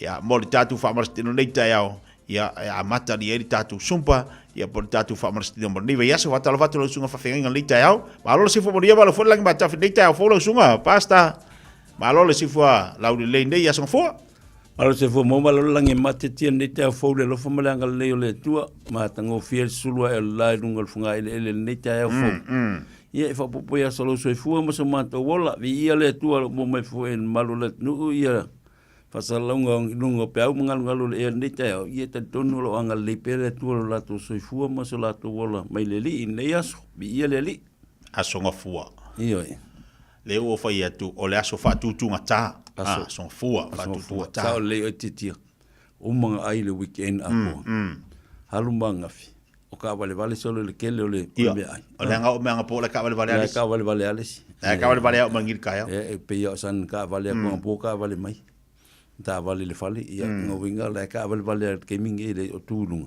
ona le telo le tausa wang fa mai san e lu sau di pasa fa le la to maftanga ana fila so sa fa mai la olla momol mi ai o ya fa la o finga gales o sa no winga la fa tu tung ta te minei o le ai ka vale ai ka vale ya mal ayo fuli ya la aku sala la ka bol valet koing ala aka yelum ku ngala fa mai sele ya mo me nga le nga mo ai kel ya ale nga ka foi ya wa o volo ka ya mo ko nga mo fo pe mo ku fe ulo so le vai nga ka fa penga pe fai polo kalmanga kam nga sa wa fo pe polo pe ka ofi koe mga wakasi kong koe sau al sa mga langa sore whapea ika le umira le alutong whapea ika wale ai pe ala pe le asisenga mamor ka wale foi le wa pe asu ikia pe ale kau de le o minga kalas kama rapi pe ngolo voi de ngolo vogale la o mi lo kau le o minga va o mir kalas soli mo kwa e mo kwa fa u fa ngi fol kalas ya kama ngal ora pe wa kau me ya ngal kama wala le ai le se alunga ku le ku wa kama nga me ngofo wa ka oko e wo sol fingi e lo mo va pe po la me ku o de por le ala le solo mo ku va pe ala so ale solo ale apa le ka pa va e asuma ye oka anga pala pa vai maluru i maka fa me fingo ole swing ole mai pe vai foi dalu lo mo ke vele bi ole asol ka vale fungale alunga le enga ki sore mia o ka fai ma fai marstino fai ma fai ta no longo po kala me mo ta to na ta kala yaso ke lo ale teti no ka ko o vai ke mi o fai nga me alofa o le su ye o fo o se vai fo ya fai la le office vai la va ta mo ya lo ngobinga e le ya se me alofa mo o ko se me wa fai o le la popo o vai ya e le office se vai o me avisa o le fai le fu le se vai fu sa o se vai o taunga le o samba taunga le ale o ka fai singa ko lengi la tu ina ia mo perse fu malo lo inga le fia wa os fia pe fu vai pe fu le le fa ngau vai a vele se fa su i me ingo si me se vai fu a se Ora lei ya vai. Ora ngo bingo se vai. Se vai i. Ai fa se vai i. Ora me se leo se vai i. Le ngai mama por me ora cavale. Ora pe fui vai. Cavale pe fui vai. Ora me se leo fui vai. Me se leo. Pe se vai i pe se vai i afu. Ai cavale lo fui vai. Cava. Ora me le ngo bingai. E fiu su ele sai singa ngi sila. Le foi ma tau so le tatu wole le i o seu ke tam mai siamani mai maruru la to. Malulu. Alu pungsa, lo pungsa. Ya. Lo pungsa. No bingo. O sumpa mai ya. Sumpa mai, alu po la. Kil mori e sumpa. Kil mori. Kil mori pe o fa fa ka va fa sumpa i waru pungsa. Pungsa. Ai kil mori e fa mai. O el poli. Poli. Si faian fai. Dio, pe kar ko va vea sumpa pe. Po ka se fie si amangi te mine. Na me lua se fula la to le po. Ke se fulu. O ile ke kai ele ka su kas. Kai. Ai le kai me sumpa. Sumpa. Ya me se la ia ngai tanga fo ia ma tua ba. Ya. Fatalo fat ya America wala to sa fo nei. Ate America ya. O male le transport to na. Ya. Saungi mai fa ka ko sumpa fa penga fu tuila. Ila le mangi. E fisili mai si panga. Pe fa fela fingo se vai e fua e ave far susu e pa wal me fua leo se vai fua leo vai ave far susu vai leo sui fa ko kingi mo se ave se va to a foi ol coinga fua le vai ave vai sui fa ko kingi vai e lenga e mau lunga ai fai man ngo foi ngo ai wa mo e sulu ai e pa u alai mau pengi mango vanga le mi pi lave me nui kalinga Seri. Pode que com chupa. Ya. Wa fili de ma fo fe au ko nga se ba. Tele. Ese va ko king ai la me no karinga. Me nga ko king karinga. Ko king karinga. Me nga ko king karinga. Mal mana yo le fatala ula fo le tata no ngalite. Ai se fe au mo. Ina ia tau moli fai whaingo fia e tangata fia le bela kau sampi. Ioi. Ta whaingo fia wa fia te lele tangata sa mo e tau sampi. Ai mo kua un kai ko le ngison. Alo. Ai me sela tama wele le whaku un kai umanga ai e bala au solo kangaka. Ka si le me sela ui o te le fia i pia i sanga kala po on matofal. E wa fwele ai an me wele le umanga ai e se smak. Mai sale, te kua koe mai, sale, ala koe, sale. Te wa meri no imo. Fa pe awo. Por a menga le sa uma mai songa kali e fe yang fe. A ke no yang iska kala po pe ngal mako fali. Ai morto nga menga de wa bala au. Por mero fa ko fa ngau. O mi bare vacuum.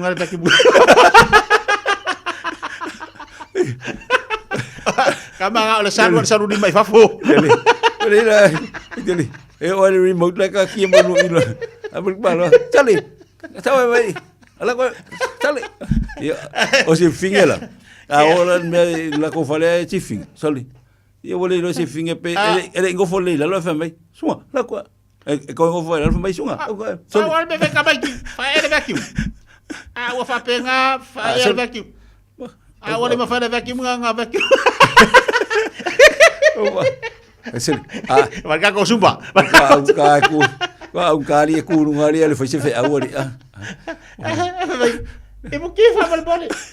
Skambe ainga fa bole. Awar fa. Eu vou a ama kama ya. Ngo winga fiwa kangi fi ai la ke lo ai mo waru e fa ya fe. Lo fa ya la wi no poa. Aku lo fai da ui. O va be. Ama mau ba kamai la ngo minga fiu fi ai o ke fa. Fa ngai belo lolo. Ah le ai. Me ngai ko lo fa mongi. Ia va ven ka ngulu. Ka ko supa. Fa ka ko supa. Ha? Ka ko we. Ya. Ah. Fa ni ka ko supa. Fa malu si dosi mai ko vai. O ia. Aia.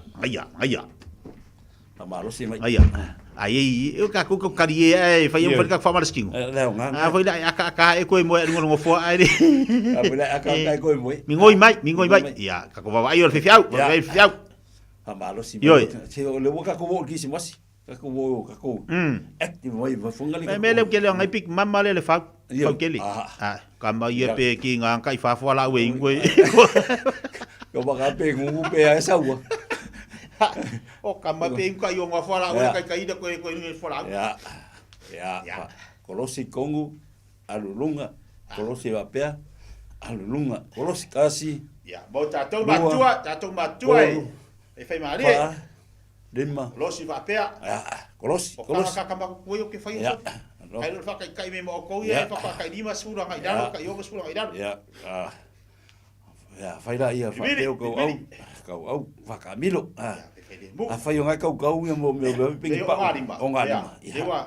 Ewa upa ko nga skai de fai ngai kau ia ko nga fa kau. Falo. Ya nga alumba kas. Kol fa lima kuat kas 2 kol fa lima ya luma kas lua kol fa sumpa baik ka lima ya kasi lua kol fa lima ya ko ya luma kas lua kol fa lima ya au kafa ko ya lua kas lua kol fa lima ya alunga kas lua kol fa lima on fa pe val iba full kas lua kol fa lima ya kolosi la ia le lima o koso kas lua kol le si ai foi ngai e supa mal fare mai ya se lai via si ko mai fa lima kua kas lua kol ha lima le si lima kas lua kol fa lima kas lua kol fa lima lunga kas lua kol lima fa vau vai ya ulei au ka kas lu kol lima le si ku vale kas lua kol lima ya ko le ku va ya ulei la ya tau fa pio la vale lua kol ya le si ku vale como kau kas lua kol fa lima ya luma kas lua kol fa lima la le si kas lua kol fa lima le si lima kas lua ali ko nga fai ke dual mangai ya yo kol fa lima ya ku fa kasi o au kas lua kol ka phrase o matua ya si lu vai si lu vai ka maso ku le mai luma fa ngai mai ngo bo le ba ngai matua na ele fai na tu ya fa lima ku kas lo fa pe kol ku ya le si vai ya le si vai ku le luma ko se ku kol au kafa ya au kafa fa lo fa pe au kafa ya kulei gas lu kol lima ai au kafa gas lu kol luma gas luma ya lalu ka lalu kimi hoi kali ka kafa peu ku vai ku tua ya vale sisi lunga sisi lunga vai lua kol ki luma vai lu kol lima ki kua kas lua kol fa lima ya au kafa kas lua kol fa lima ya skodi lalo kasi lalo lua ya o ke so nga kol au ke yai fa lima ya alvali ya papea kas lua kol Yes ya. Lim. On pe fuai. Wat ivo. Sur. Kas. Lua. Kol. Fa. Lim. On. Fik. Wat ivo. Sur. Kas. Lua. Kol. Fa. Lim. Kose kua. On. Fik. Wat ivo. Sur. Kas. Lua. Kol. Fa. Lim. On. Fik. Wat ivo. Sur. Ya. Vale. Ya, ko hapeu lima. Lunga, ko lunga. Vai dau lima. O le va vea, voi le a. Ready, go.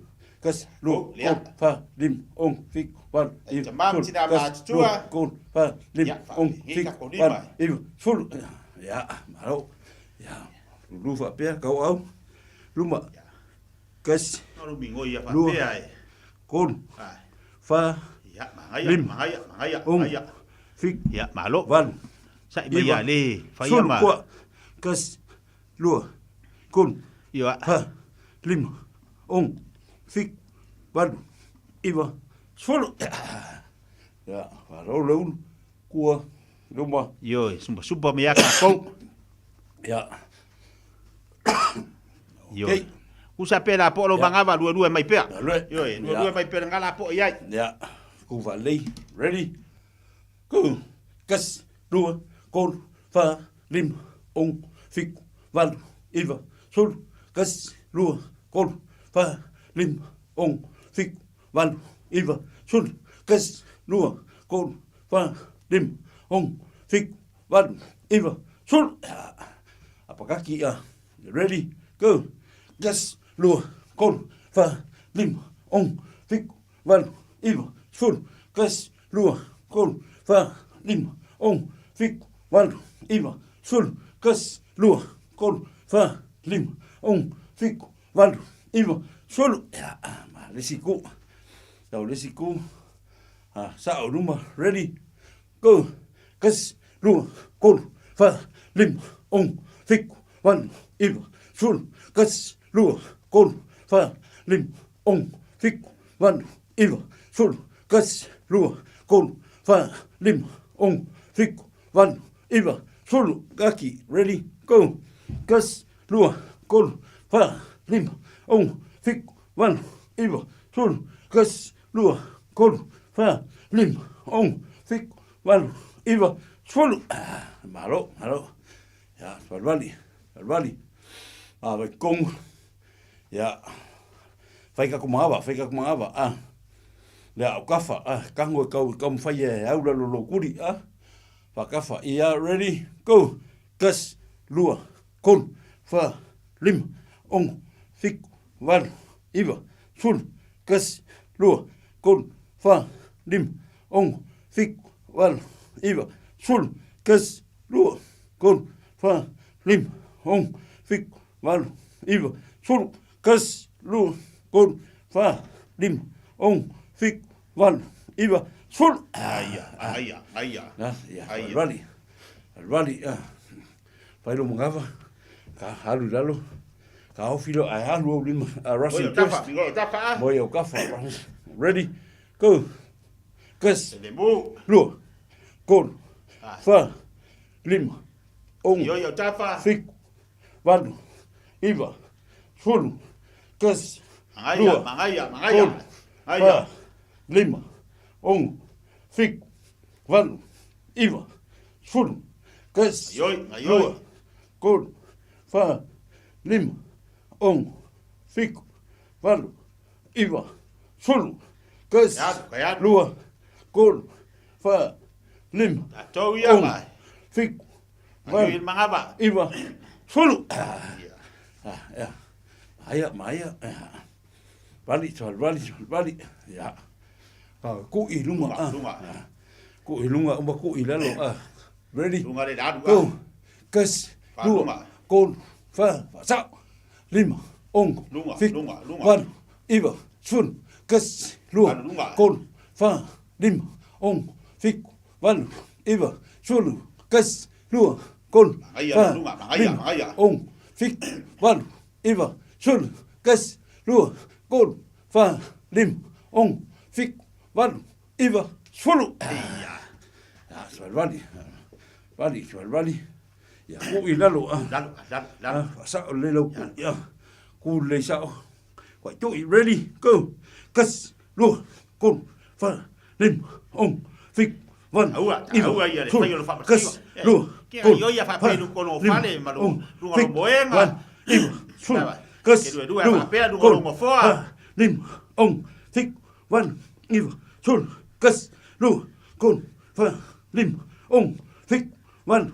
Iva. Sulu. Ia. Rali. Ya. Me ale ni loto lele. Ya. Ya le loko le awan fa. Ya. Ya, vai. Ya le loko. Hook. So swang ya ku ya. Oi. No hook. Ai tātou makua e whoro aki kia le hook ai, vai me tātou.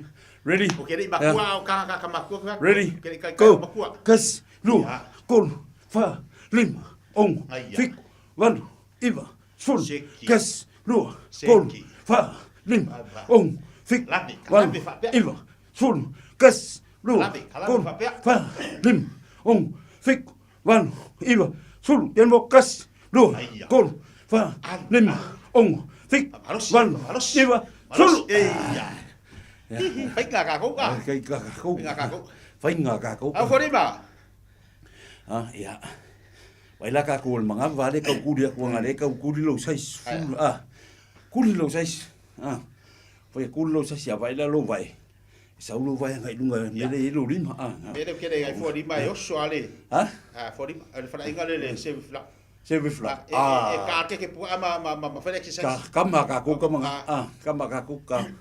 Ready? Aru. Go. Sisi nunga vai. Kas, lua, kolu, wha, lima, ongo, fiku, walu. Ala poa no ga vai. Ya aru pea. Kas, lua, kolu, wha, lima, ongo, fiku, walu, iwa, sulu, kas, lua, kolu, wha, lima, ongo, fiku, walu, iwa, sulu. Vai al bai. Vai conhecer foi daí. Conhecer foi lá. Sao, aquele elo onga vai elo pe. Que ia na cola polo nga mga. Rani. Ya. Ya hika no kingo. Alwa pe. Va ver kasi lua ready. Go.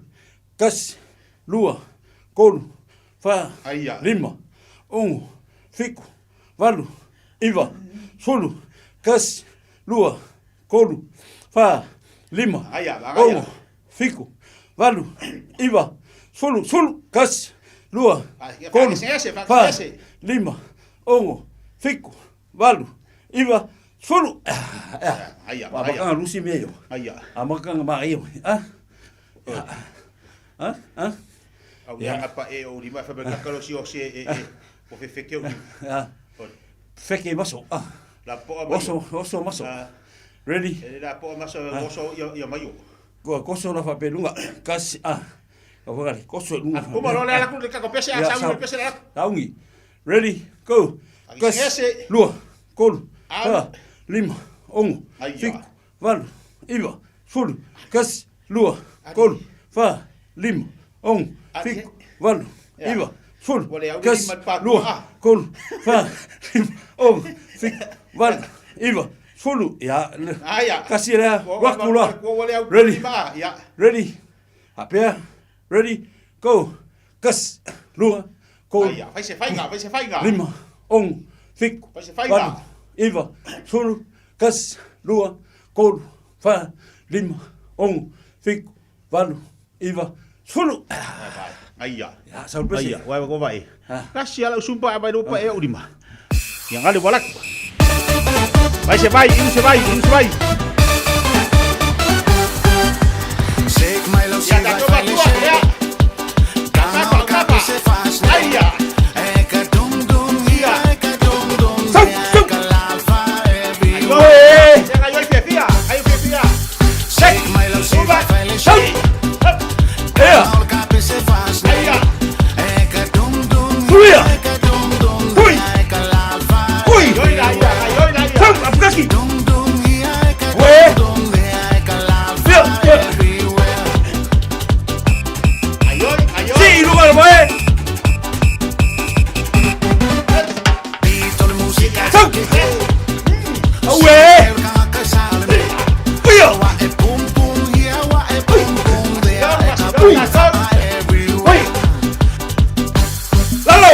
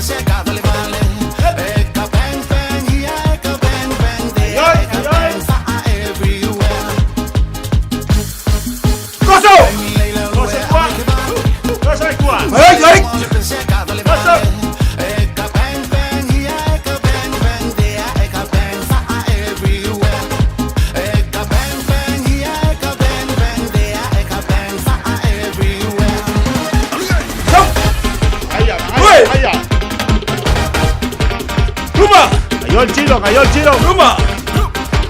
¡Ah! ¡Chau! ¡Chau! ¡Ve! ¡Ah! ¡Ve! ¡Pasao! ¡Pasao de Cuba!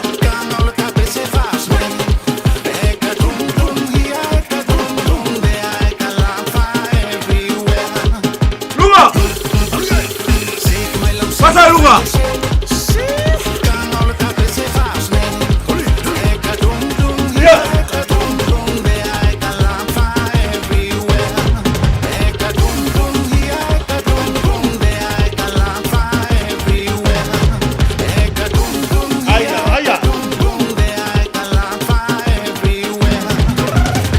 Paso.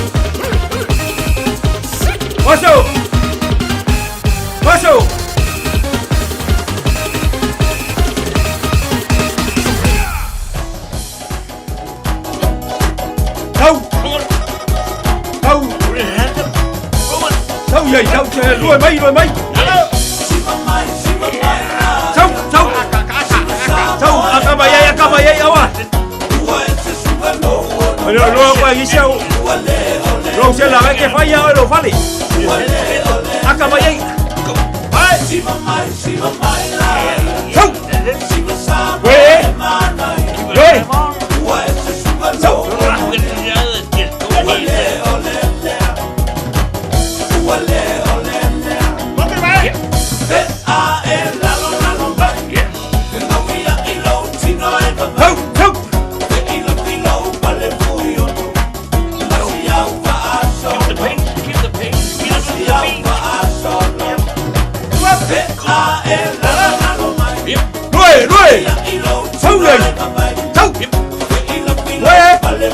Le vengo bien.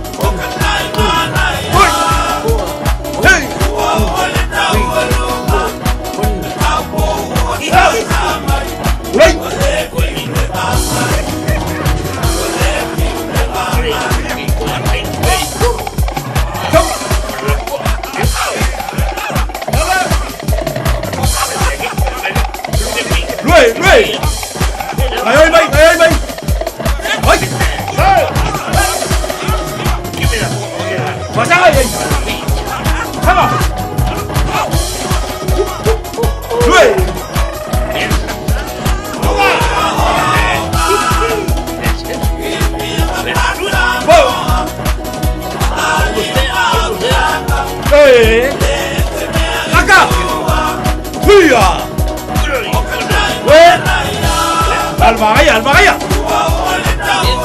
Sawa we.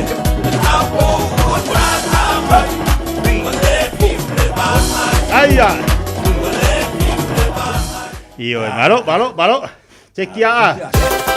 Nakules.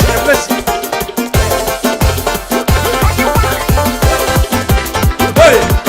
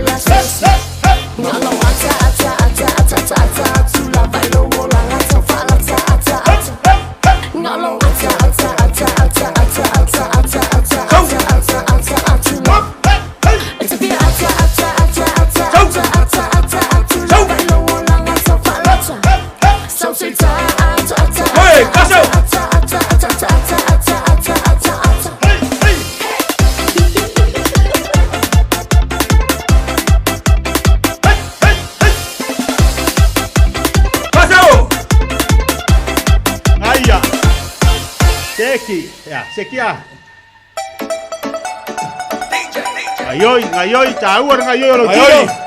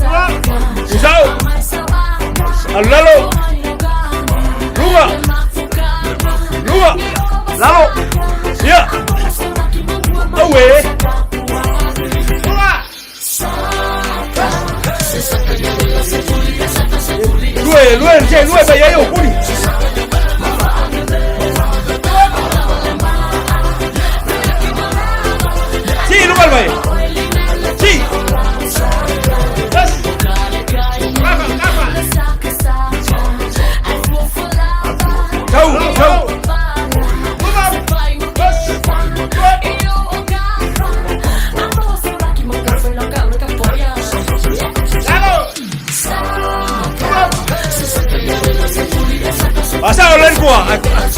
Akaba ye. Weh. Ya, ya. Ya.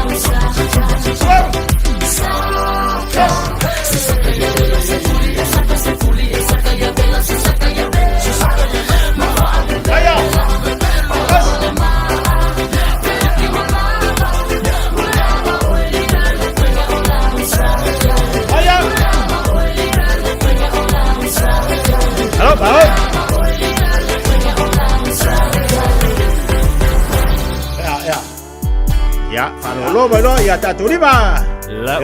Malo faktai mo tatu super leg jayao. Lalu tatu watulu. Fai ngocho le. Tahu on fai lo Pamastino. Lunga malalo Camilo Pak Camilo. Ya Camilo Aukafa. Oh ciceto. Kongu Aukafa. Kongu fasa Aukafa. Selili sama yo. Ya lea. Kas lua kolu kuat. Kas fai le mama. Ya. Kas lua kolu kasiku. Apa Palolo basolo chino, palolo lele, kolu, palolo lele, kasi kumai, ka fresh, kas lua kolu, kau, kas lua kolu, kas masuk, mulai mai luma, koso kuah, lesi bai, mulai kuah. Aukafa Olu Desi bae Luma Koso kene Kukui meyo bae Kukui ayoi Kukui nungai Balbali Balbali kiki rumah Kiki kuah Aukafa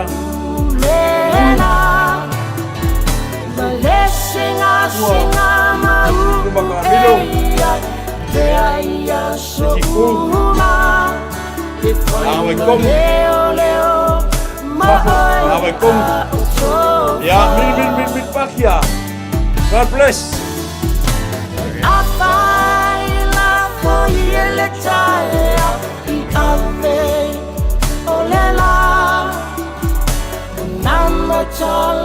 Ya, mana ya balo fa aftai oka se manga ya fa malas kingon ngi kayau. Ya balo biar ni. Oleh tahu ngolongo.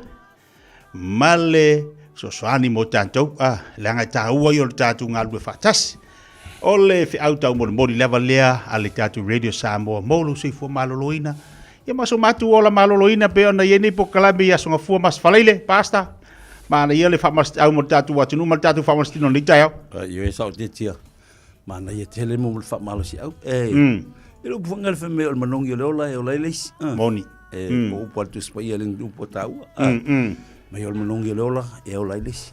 Faya stala fa malo silis tangat. Malo si. Faya se kala fa vai ilis kak. Sole ovalula po. Kelo.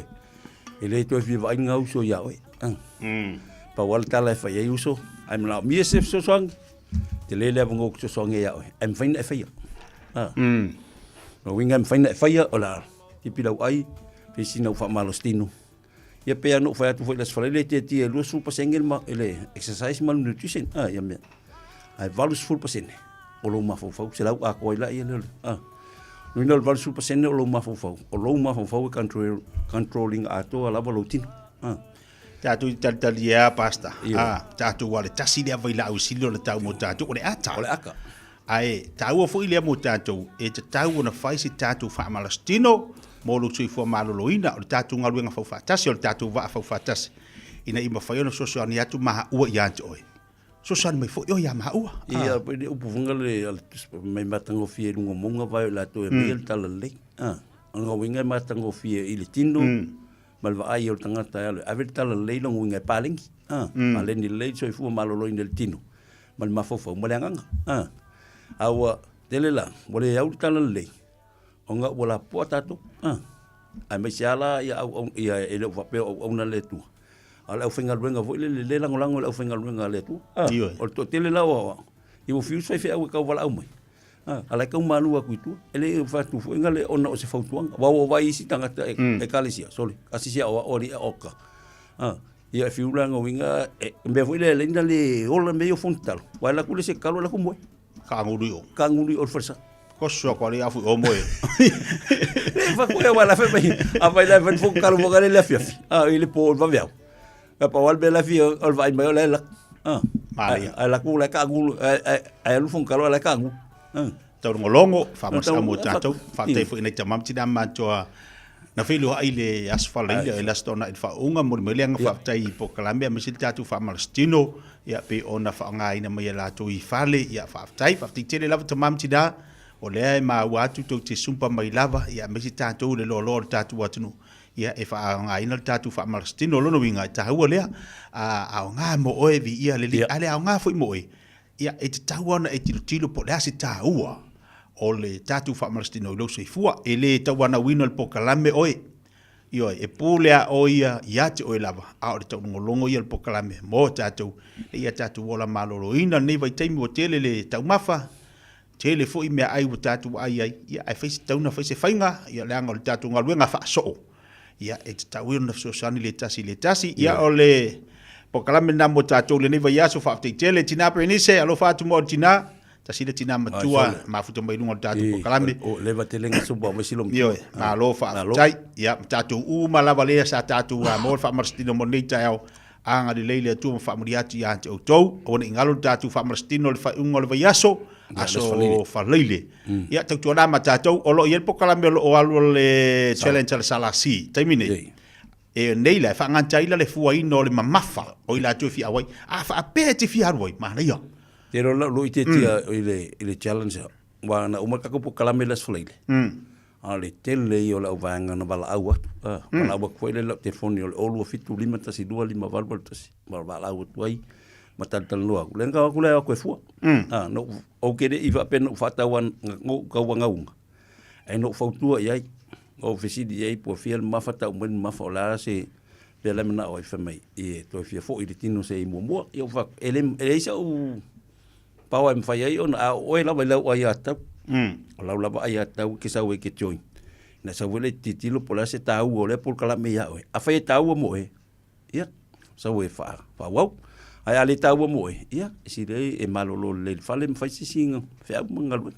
O le lui tau o le tina ya tofu pe ona fa tata no ina tato por kala me le as fa leile. Fitus fulto sanga tina lo te mine. Ai ono sfuki. Ai ono sfuki mafa. Wai vai ele makuole wo ye epa u le mamafa lunga la tala fuile le na fa mars auditina mo tato uma ile asfala ile o le taua o auta maftanga o me ai e tanga tau sisi le le auta maftanga tau ona yai ai le ngata fuile tau tu ana vai te lo le tina le to fu atitia te fa se tala tina e fie te le wai te la foi e faulaina fie te le tatalo e fie fo e shele upole tua wa masana lulunga por kalamela o Australia luntong fai au sion tuanga fai au le Australia et baptism e shele al gospel o langa fo ila le tala ele le ni share to al gospel sia tu male ina ia mau o matangata so fu maloloina e memorial fai au le tua ia pe o le lu ina na lu e fo ia ultina e te min matu tatal no ai wa fai silo matu tal no ma ko mafu ia pe na le na lu ia ia tia mana ele ngata la ole ave au le tu ai fai sisi nga langa o taleni uma ma me uma o me mai le tua ma fo vi ka le ni nga ave nei ta foi tasi lua tolu ai mal lima tasi lua mal lima anga la ku kasi kang en ona luenga mai le tua ta tu te fa nga ina mo me ta tau ele ngata i se fe auto longo mo se fu maloro ina le ya em fai fun fa ngata tu le tua mo lan tal le ina ia mo mori tal le i tu manu fi ala la tu se fu maloro ina le fe ale tau o tele le ole fe mo mori a malo silo tino se fu maloro ina fe ngo fien kiliver fe au mo ta tu ngata jono ta tu fata fai tau langa pe ona yai ma le fo le tau longo mo ta jo ona ta tu te ya ai malo fa tai pasta mo lita supa tatu le fe fina nei ma i mo tatu fo mo muli mo malo tatu atunu e fia awal tatu challenge le alu le fava yaso ta o te tio ta ko wa mata tatu challenge ang na fina fuai ai le ava no te fuai pe fa pe e te fia sau a fa pela na ke fia join e mo wala ma to na nei le challenge e mo e fu faina e fuai le challenge i le tom foi le tennis tom le i mankau al bele masani foi polyfest e va pinal fu mai e fio le challenge o lo va no muli le maria le la umata sanga sau ta to fia ma fai se swing wa e le mo fai se swing o lo tino pe fa pe ke alu ko le nge wa un ka wa alu e ko mo ai ma le ta to ngal lu fatasi e sia tu le si uso o le si tu fine o na mawele tatou o le soifu malolo ina lite tia nga ngei la tatou e kako sumpa e ole ono fu e fitu o le aso lulu ia ma le aso tonai ai mana ia e fai ma le tatou vai a umalonga ingula vai lau ti alo im lau sik ala kulo e moe au koe ai ape ari titi mo le angal mele le lato ai me funga le nga kele ia ia an me ia uma wa ma onga ku il vai ala kulo e moe lo ai sau fruits e moe lo yo tau sisi lau tau maftanga ia ai tau tuanal tatu sumpana la fefena nei ata sinta o le tatu telefoni le umu te whaido atu sungal whawhenga whaftai pasta mo tapu kalamalita iau tatu sumpa ia ai tatu whido na nil tatu whamalastino ia nan te whaido whido lau telefoni o le fia mua mai ata sinta a tai whaidua ia lau telefoni whamole pasta le telefoni e mua mai o le olua fitu 5 tasi lua 5 valu tasi olua fitu 5 tasi 2, 5 valval tasi tatu felo inga ngai vidi mai ia fai tatu tala ia pe fa tau fisa tim so alo ia vidi mai so fu ti tior ka ko kalamina mun ia so anga lele to ia o leuso mo pem natu mal fa unga le to ia pe le anga le to ia o leuso wa tau tu o puino le nu e le anga le to fo in family fo i tapo ingal tina ia ba venga mal fa na ia me foi le finga luenga anga le mai le to ne ia so te tia mo sta bita tu to filo les fraile to le lofa malanga le to sa molat nu pele a lofa tu so fu mai manuia E tolu sfula fetala le tino i tupe wa ta pena le Digicel mo lana fa apitoa. E fi soso ni ai le tonga tau sui fuanga wai nei. E tolu fa ilonga tupe ta i 5 selau tala cash. O le ase ina ia so for wele ta tasi mo New Zealand ma au Italia. Fa tau so top up luas futala pe silia tu mai fale olo masani. Pe lafo foi online i le Digicel Pacific. O le mawale olo wabanoa i le sei. E te anga va foi pe a lafo so seleni le my cash a le Digicel i Samoa. E faunga ai le ClickX Pacific. Mo nisi fa amtalanga vala au de over selau tolu fa lua tolu sekia Digicel. O le Ardas Travel o le company numero tasi le taungo fio pase se mo fe malanga inga i Samoa fa pe le malanga bai i Samoa i New Zealand Day. A fer de loa i le office o le Ardas Travel tasi valu lima Great South Road i Madarua. Pe vili mai i le telefoni tolu iwa lua o fa o tolu iwa lua o fa o mo le Ardas Travel. Mga umia se ma fa mga kosyo kingala i Samoa. Sisi le Lifestone Headstone Life fai le lako fa pikoa mo maa e lalo mai le 5 afere kau. E ma fai fo inga lafo i Samoa. Vili le ongu se lau kasi valo 5 po le website o le lifestone.co.nz. Fa iloi le Lifestone Headstone o le Radio Samoa na e maua ai nei fa asalalaunga o na lafo lea o le maa fa amanatu i Samoa e au noa ma se tongi. Lifestone Headstone le au nanga a le Pasifika. Talofa. We're the Katinas, and you're listening to Radio Samoa on 1593 AM. All I hear is Radio Samoa, Radio Samoa, Radio Samoa. Tasilima iwa tolu amo. Radio Samoa, tasilima iwa tolu amo.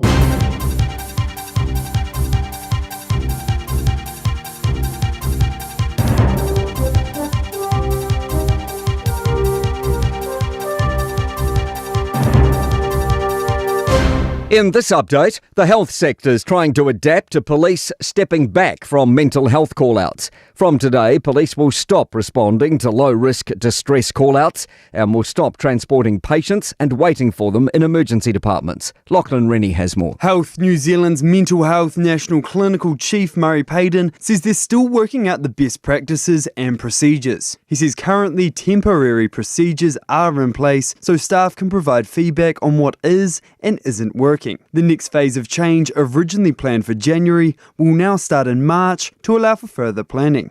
Shock in Auckland's Glen Eden over the death of a woman overnight. A 33-year-old man's been charged with murder after emergency services were called to a family harm incident at a property on Brandon Road about 11 p.m. A woman was taken to hospital in critical condition where she died a short time later. Herald reporter Rachel Mayer is at the scene and says armed police are still standing guard. I spoke to one man who was taking his two young kids to school. He was really shocked to hear the news and said this is a very quiet street where usually do not hear anything past 6 or 7 p.m. Wellingtonians are paying twice as much as Aucklanders for home insurance. Business reporter Michael Sergel has been crunching new data released to Newstalk ZB from insurance comparison website Quashed. He says the average home insurance quote in Wellington is now almost $4,500. Wellington's average compares to a national average of $2,700 and is more than double the Auckland average of $2,100. It means an average Wellington household is spending 3% of their income on an average policy. That compares with the average Kiwi family spending 2% and the average Auckland household just 1.3%. Wellington's Care Vets Kilbirnie can't say whether pets died in a fire that gutted its building yesterday, although some are still unaccounted for and they're asking people to report any sightings. That's news. In sport, coach Judd Flavell's named two potential debutants for his first games in charge of the Tall Blacks basketball side. Guard Kaya Isaac and 17-year-old forward Oscar Goodman are part of a 13-strong squad for Asia Cup qualifiers against the Philippines and Chinese Taipei this month. Corey Webster's the most experienced inclusion with 97 caps. The Tour of Southland has left Invercargill on a 166-kilometre trek to Lumsden. PowerNet's Nate Haddon is wearing the leader's orange jersey. Harry Plummer, Brodie McAllister and Ruben Love will bolster the All Blacks in Dublin for Saturday's test against Ireland as they carry the cost of beating England. They'll cover Cody Taylor and Bowden Barrett, who are serving concussion stand-down periods. Billy Proctor is returning home for the birth of his first child. That's sport. I'm Malcolm Jordan. Finau mo sa manuia ile Unitec. Ole alango-lango malos ile Unitec mo oe. Awasang nga luenga le leile lumanai. Patupla yellow to maile architecture, engineering mala social work. Auta wina oe se matata fo. Pe ole pisinisi mo na baenga ese. Esi dia mala se lau mata upo e pula lava oe. Tu sa lava pe tele i mautonu po le asa mata upo e ave. Sila mamao mo so lumana i manuia. Le sitara nei loa ile Unitec. Tanga iane ile unitec.ac.nz.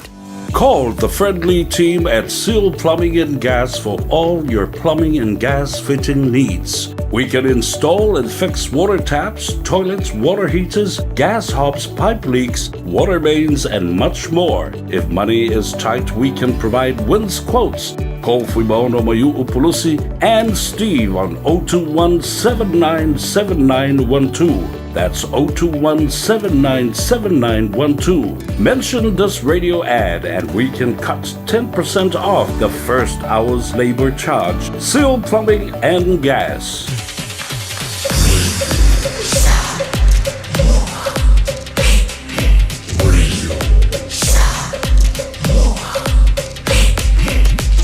Tasilimo ivo tu, amo.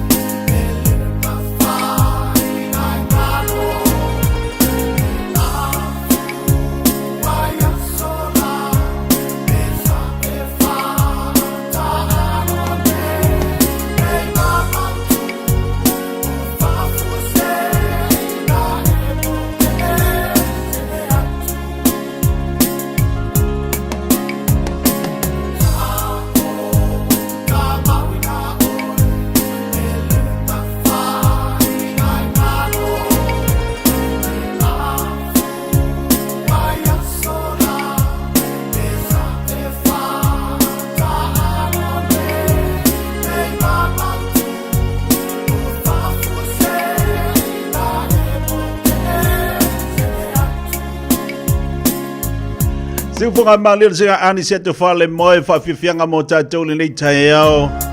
Ta relax like titi e fo ilo mafo fau le amatanga o le vai aso.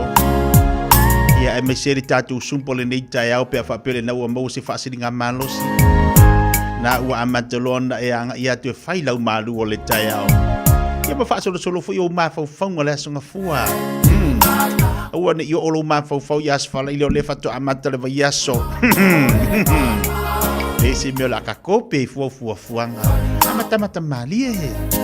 Babalo atu ia te uto umalawa na lo mafuta mo itono tu whawhinga ruenga malo wha malo losi. Tātou lo whiangai ma le fatu ainga tausi te tono tātou ainga malo le pale. Malo le on sai. Wai wina fwe ma le manuia le telo a onga nei whanau ia te ilantou nei whanau kolisi. Yo e malo le wha malo losi ia te uto le whanau. Amu ia o tole nei vai taimi.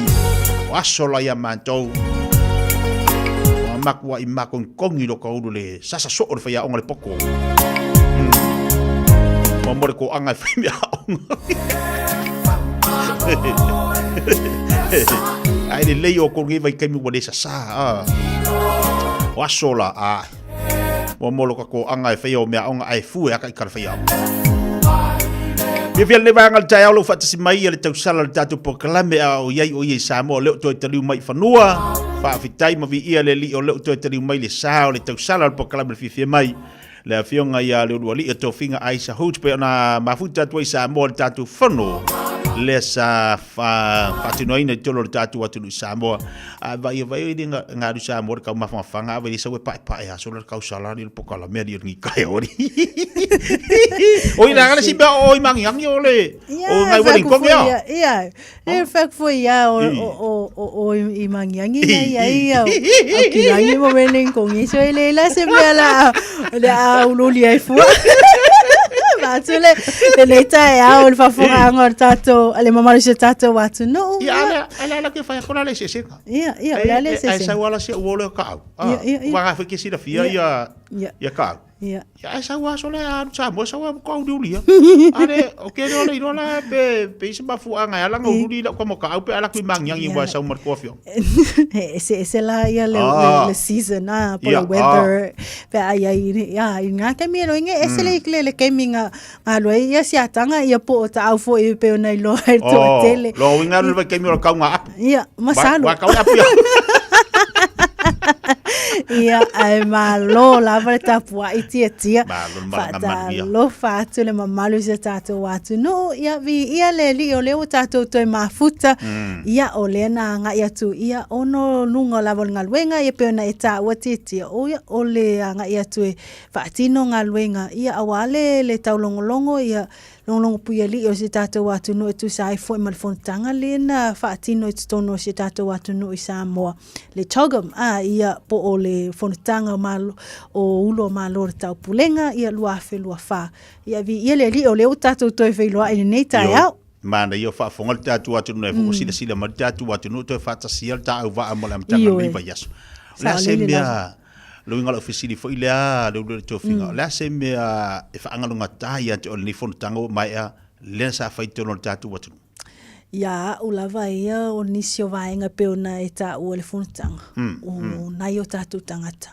ia malatu tapinanga ia wai a tonu ele fa apea ona e pe ele lava le famtala ina I videos ia au mai ele tama fai au mai fa atilo yo tatu tangata se vanga na wa e yai le taimilia wa e yai tono Samoa I le falling of ai o afoi o mga ala tulanga I fua I o tanga vai ese lava limas fulu ono lena fa pena ona tu watu ia walena tofu lava ia nision o afio anga manu ia ma tu no limas fulu ono ia pe o host nations ia na ia afio anga lena iai a mata mai lava I satapuala latu le malaiva lele satapuala la le pena iai I Ausitalia mata ngofia le longa ia mata ngofia uma ele mafai upo matala ona famtala ina oi titia langona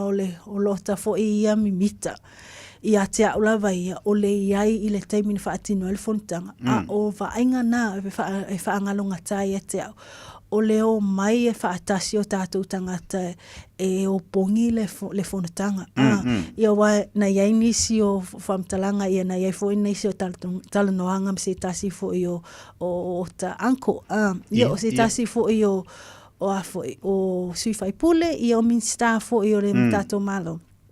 Ia o nisi na fesili ngia na ia i nisi o vaenga, like fesili atu nisi o tangata mai Afrika. Whawhewheo na mawhai e Samoa na whaatino le vaenga. Ia o lona tali. Na whai o Samoa made it a people's chogam. Na involve umatangata o le mea na ia te au lava ia e tolo pulo ia Samoa. Ma o le vaenga na ia te au le longa se fua, le longa se tofu lava le tangata e pena taua, ele iai lava e mai lava le tangata matua se o lava se tamai titi au pito i titi. Na te le a fesili atu na te le loa le chogam. E loa umma e tamaiti e fesili atu iai e loa ia o hai le la asau ia ta mai. Io vaenga na ele iai se sina le ai so na sao ile fatinunga o le taninga malo le tia so o le vaenga na e whaangalunga tai e te au tangata ma o lato tapenanga e mese la vai lato na iai ile taimi na whapena o na iai ile taimi o le whunutanga o le ave o malo o le toe au mai i no whangata e tasi so ia te au lava ia tia o le tūlanga na o tātou tangata ma fōringa wa aia o lātou tāpenanga i le vaenga o le whuntanga. Te ilo le mena o no fōni na mo utoi mawhau i le whunutanga lea ruru e tōwhinga. O le talia ina i le atu nuu o se whaatala ula a le malo. E ui ana ia uaia. Lo langona e uia ngo vava ai le tele o mea le tati tilo ia i lungo penga te whailangi i vaenga o vaenga wha upwhai ana matu lo se tala le malo i le atunu o le a whai atu i sa mo le whono ata i tai o atunu o laulangi e le iei se tasi na tūma te tei le iei se tasi na tūma te tei le na tatu vava ai awhi anga oma o lo o iai ala tu sui whaipule ele ia ma se fapea le ai le anga o la ko o le malo ma ko le si vaenga na talia uma e tangata le fatala ula to le malo le taringa malo le o le ala lu ngala tala le na tatu tilo ia a fianga oma na matua i tu teu le leia la tu fio anga fa mana ia aisia watu tu le tino tasi le fainga malo e mo ia la e ia ngai kanga ka fu ile le ngala tala fu ile e ia la ngona fa pena ai di fa pena ku le au fe me la ngala ngo ka ku o le ka ku malo ka ku fai pule alu le ai na talia uma tangata uma se tauno a se sauno anga le te pale mia ma le fainga malo le taringa malo le sa mo le fa inei o le ata le nana u tino e wia na lango mangalu lue uma tangata uma. Sa le tia o te whaamaonia te lele tala lea pena e tā ua. Ona tātou ia ma le lautele. Iai lava ia vaenga ese ai. Pēla ona e tā ua ia vaenga whaupwhai. Ia o ai le fast, o ai le HRPP. Ia ai tā uloa mea nei o talinga malo ma mea tele e au fia ai le atunu atoa. Ave ese umana mea watu mai tuana mea ai o mai o pongi fatasi le taninga malole ia o le sina vaenga pe ona ta faso ai fo inisio aso tuana i le tala le o lea ua po le outgoing secretary general le tamaita Patricia Scotland le na ia tala sa o mai lava ia na ia fa ai lo fo inisio le au fainga luenga na ngalu lue mai ia fai sa o e alo na tala o se tasi lea o whanotanga o pito i mata ina. Historical lava ia. Ono o tūlanga ia le mai whaatasi o tangata, le sapaya whaatasi. Ia maletalia ino i lātou. Ia wae e leiloa wae atonu i aisi, wae e aisi taimi e o mai ai le fia. E ia nisi o protest. Be ini soro te e a lātou man. Ae tūlanga le o le whanotanga mua lava lea i le whtala whaasolo pito. ua toa tele tangata ua nga i atu matata noa tia te ia. O se whanatanga winga ese lea I lo lātou fo I tilo male mai tau iai. Ia, ua whai e Samoa le mea, ua tu I lunga e Samoa le standard tu lango I eritani ngā malo. Ia, awa fo I lea fo I tu ai ngā whanatanga titio. Pese au tilo le whanatanga lea, wa o lena u whaalongo, o le wha ite lea, a le whainga malo ua mawai atu. Sa o lele lawa. Au tula I maile sunga tula epa, ma le vaenga whai rei tau pipi. Wha ma ite le whanatanga lea. Ia. Wha ma ite le whanatanga lea, pese moni ngā fua, a lu whatini e leisi tatu, o le matua mana ia. Ia, a tatu tilo le elpo kalame. Wha ma ite le vaenga whainga malo mawai atu, whatini lalu whatau nuu e le whainga malo, leo tula I mai. Ioi. Lea la, ele whapea lao. Ngā lua whatasi, malo uma. Ioi. O le ata vai ale na, o le tala ave, o le tala whasoro pito fo ilea. To tono o le tatu atunu, mali lalo langi atua. Ioi. Koe whairisi karinga malo Samoa. Ioi. Koe whai. Ia ala ngā pewa pe, ia, sare sa ia, Kamila. Ea, Feke fia ka oko ia, la ngalo le ri o. Kisi masi o. Pe ia Kamila. O ke fia ka oko fale mai mako ku. No. Yo tu langa na pe na ta wa tia sa o le lava. O le talafa so le pito le ai tono se tatu watu no. Ai mes o sa mo le atu no mo le Pasifika. Ja, en messe for øle atu Oceania le e pe wai ele I fa pe na ona tal malo ti sile ma Australia. A atu no stele I a Samoa. A le wa sau lava Samoa. O le o le finau ma le tilo. E o Samoa o se atu no wa o le tasi na o vaenga po points o le nai matau fo I a inisio fa salonga. Ai messe fo inisio fa so. I le whainga malo ua tuana I atu, ia me se fo I le sa ave ma palemia, le whiunga ia tuila epa, ia o vaengana. O Samoa is the safest country e whaatino e swontanga. Ia ole a whinau na, ia manisi lava vaenga, ia e awai e manatu. Ina ia lilifa manatu e ama ia Samoa le whontanga, ia o whea. Ole taimi pena ta whaasoa fo ia I se taimi o tuana.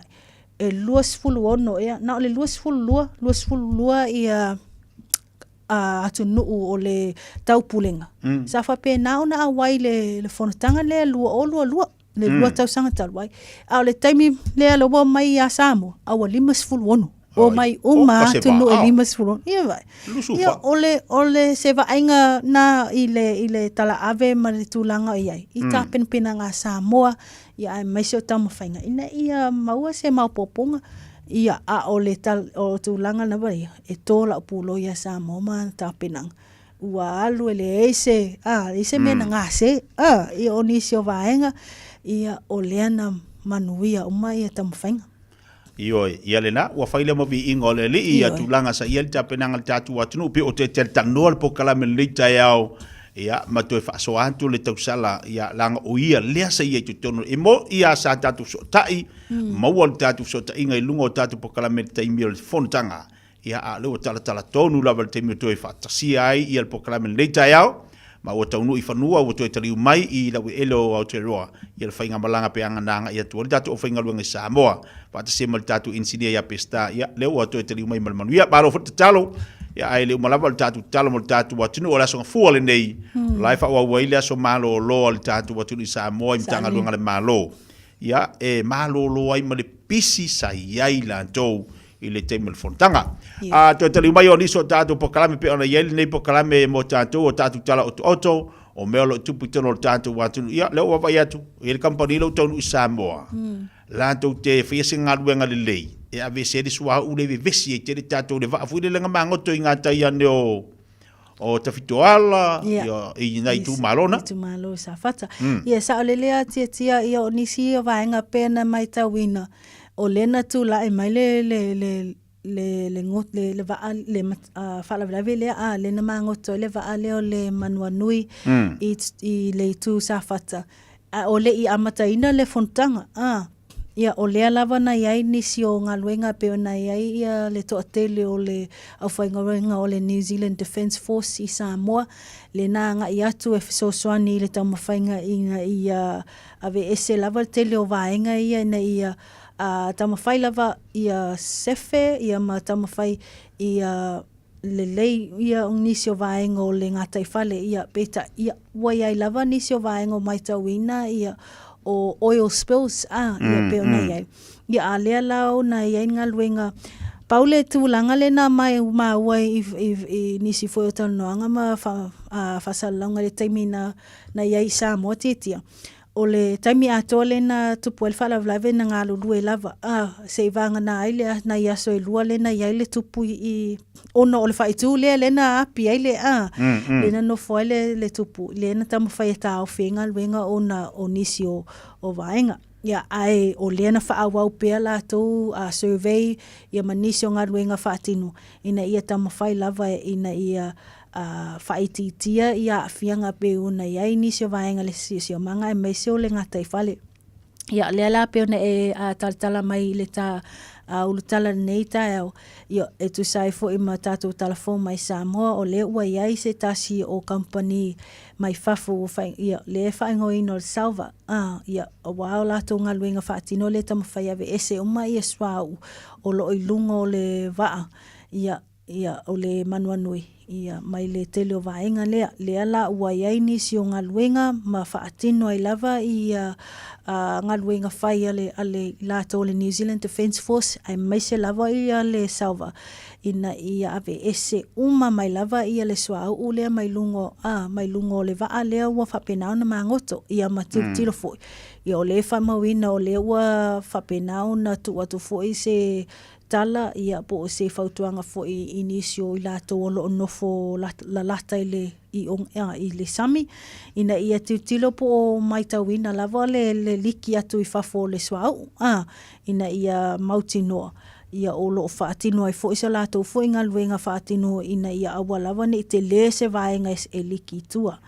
O lo ngā lue whaatasi lava la i lato ia me se lava o ia o mta ngā luenga ia ma whala potopotonga i patino lava i vaenga nei o sio manga e pēna o nei ai le tātou mta ngā luenga o sio manga ma le whanatua ia e whapēna fo le sprep ia mai lato umo le SRAS ma tangata uma ina ia tama whai lava e mitigate le whawhita uli lea. Ia ona mai tau fo i o lena tau fia lava i le sopo ia. Ia malitoe anga e o nisi e whangongota, ma le whaonga ino o le eitu sāwhata. Ia i tāwhito ala. Ia ona o tūlanga i ni tūlanga o le wana lava ne ia awhia mai se tasi ni vaenga o ona fo ina le ia e mai se lava. Ia o le whaonga ina ia po le tama whaino o ia. Ia po la fo se fi ngota o iai ia mai le tu titia. Ana ia mani. O lea o ngalo te vai atu no famile ang fatai ile ua te tala mo fana ua a fi sawanga. Ia sa lele a titia ia mai tau fo o lena sia fo ele masiofo ia Camilla, Queen Camilla, ia le tu leo lo na api ai i lato ia po le nofuanga lo ia nai whanau ia o sawaina le Campus of Hope. Ia pela na e taua ia o lea ua whapena ona ia se o ngā whaataitai ia o lea ua whaingoina fo le Queen Camilla Preschool of Hope.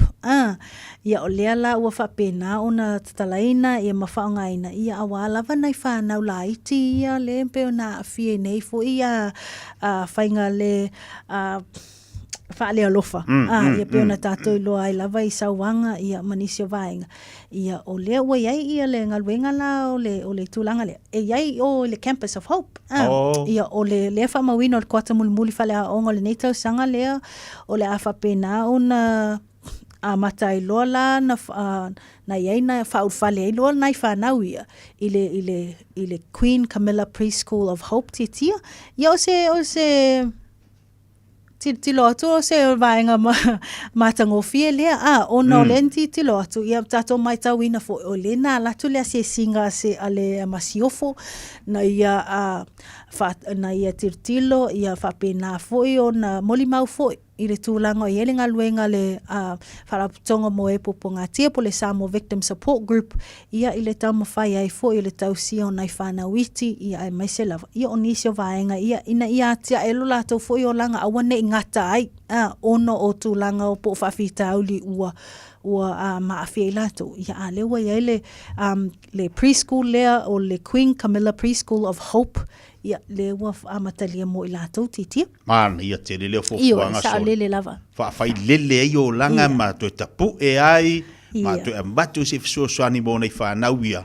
Ia, e se fori tahu o le vaenga mo nei haonga ia, mani tele, ia e. Taru siela ia haru kamira i o, et keo no whakua, la fosinga se lengi o ia. Awesinga kupe euro, wangale o ia Samoa, ia meso le o le aonga le ufa ingo ia ia. Ia ia, e ke wapea kungi kamira, ia wad kama kikinga le wha aonga i o le aonga le Tasi o tātou tala pia nei whamautu so tanga Universite o Samoa, ma le tātou Universite le i Tonga, Pacific i Tonga.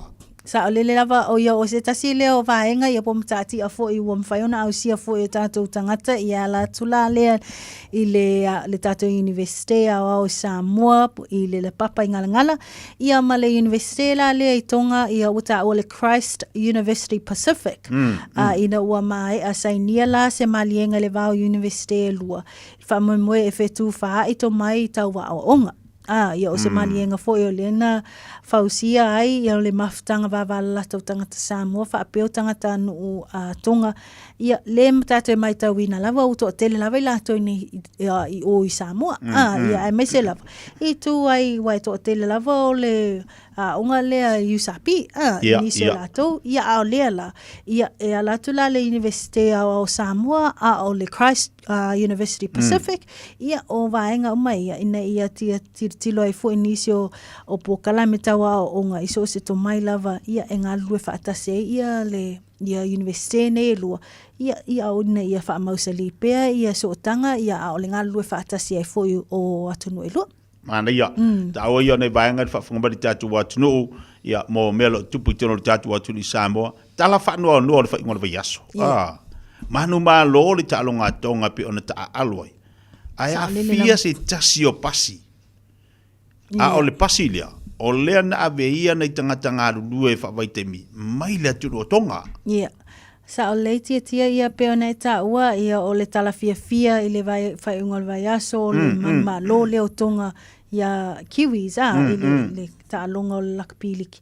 Ia ai whaanoa ai ia o no nisi o whaafitauli po le whaalavlawe tau taawale lena tula e mai peilana e ta ua lena lawe ai le pasi.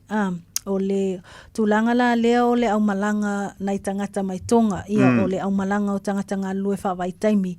Ia i le tae au nafi lena whamawina ai o le vao o Rotorua ma taupo. Le whaape tusa mo le afo le fitu le tae au. Lena tūlai mai ai le whaalavlawe ia lena maawai fo i le tele o whaasalaunga i lunga o Pengtawhailangi. Ia le tūlai mai o le vaenga o le ta ua o le company o le Mr. Apple i Hawke's Bay. Lena tu e whaimalanga e ngā lulue ai. Ia ni lātou nei. Ia e pita i o le wa awhia i lea i lea fo i whaalavlawe tau taawale o lo o whaawau pea i e ngā leo tu sai fo i malea mata aupu ia ai o le paule mea le whaaftai ai e le aise soi fuo mau ai i le nei whaalavlawe ia a olo whaatino pea ia tonga fitinga ia e meiso o e ngā leo i le mata aupu titia. Io e whaaftai ia o le whaaftai nei le li e o iese se soifua mai mau. Pea tātou wawai atu nei le tūlanga sei le pasi ma le mele na tupu mai ei. Ia e mau whawhai o tātou loto ai paun mele bi ia le li. Le anga le mwhaina vese ia ti tātou e fui nei tātou a inga o lo mau paolo fui ma no lo fuatu nisi o tangata tonga. Ia le mwhaina na vese a fui o tātou tangata mo tātou loto a lofa ne o tātou a inga tua oi pei ona ia i Pasifika. Ai o le mea siri lam tāua o le mau mai whaptalanga e le o iai se tasi. A mea ua mai mauri soifua ia paure mea le vaenga tilon tau o le vave iai o le soani a le ambulance pe ona anga ia tuai ia fu ia na i helicopter le na soani ma vave ai se soani mo na i tatu so mai tonga o le tala fia na mo tantou ia ai mana tua nei lau talo ia niso i lato le na afia le nei foi fala lave pe ona tupu mai na i Rotorua a o le tu ala lo foi le mo tatu tangata lu le tofinga tu na mata tou lau ta vale pe alunga la tele au te fai meita Ia. O foi ke kama e lo ka vale. I lo uika lo i lo makua ngai kua kwale i lunga e lo ka vale. Maso ngā loa e ka vale ia le loa me kupu. Io sa o le tia ia fautua ina lava tu a lalo lava se tatou. Le mamalu se tatou watu no e pe ona ta o ele fitalenga titi ele ngata o nai tangata tonga ia. Ai ia wa to tele la to ma pono pe na ta o ani titi. Ia fai le ia awa lava nei to misa. Wa misa ia la ko lo la ku pusa me ai le lo. Okay, lo misa. Si me ali wa ka wo misa. Okay, lo misa le ko ngor ka var ka miki. Ia nga. Me kongwanga. Se dua nga o dua misa. Ma ia la dua misa, la dua eskulimi. Misa ai eskulimi. Ia nga. Ia ole fautuanga lava ia tautuana lunga wala tele. Awala tele. Ia wa leilonga le tele o la to ia aveta avale pe fiesio fo nga leilonga la wala. Ia ngala ko lola ia la vea mai tau lei ia matiltilo lei mataala ia le teme anga ia ilunga o tele ia o le pauna sina fautuanga ia alofa le li ia pui uma ia o tou ia la uma ia anga ia le fafo le fale ia o tulanga uma na ina ia tau no lei ainga ia e mesena i fa na o lo fa tatal mai. Po la se tona e lo le tofinga i nai o ta hu fa so so mai le toi mangele sa mai ma Wellington sa I o taro. Ia. Ma ko fa ku molia is ke dia ko nga fai. Oi ia. O kai ma ka kia. Sa ole. Le nga fu tasi le vai nga e pito si no mi bita ya tonga. Mo la to lango. Ia sa ole ia. La tu tio e lango pe a o te mo talonga. Ia. Ava ai le fa fa so nga I ma le po. Sol. Fe ai foi wa. Paporoka. Ia le fu ai Yo or kala sa. Wala ki dor kala sa, lu kala mai ka ki sa ungi lo ka mafau fau da sapaki. Ai alu fa solo ako ia le si tio. Wa yo fo ya tatu samo. Pa fo la tatu talo. Yo. Ka ko alu fa solo ako fo ka ko wi. E wi ana malolo tatu to samo. Ya le ana va fo ya lang yang yo tatu fu sa ya.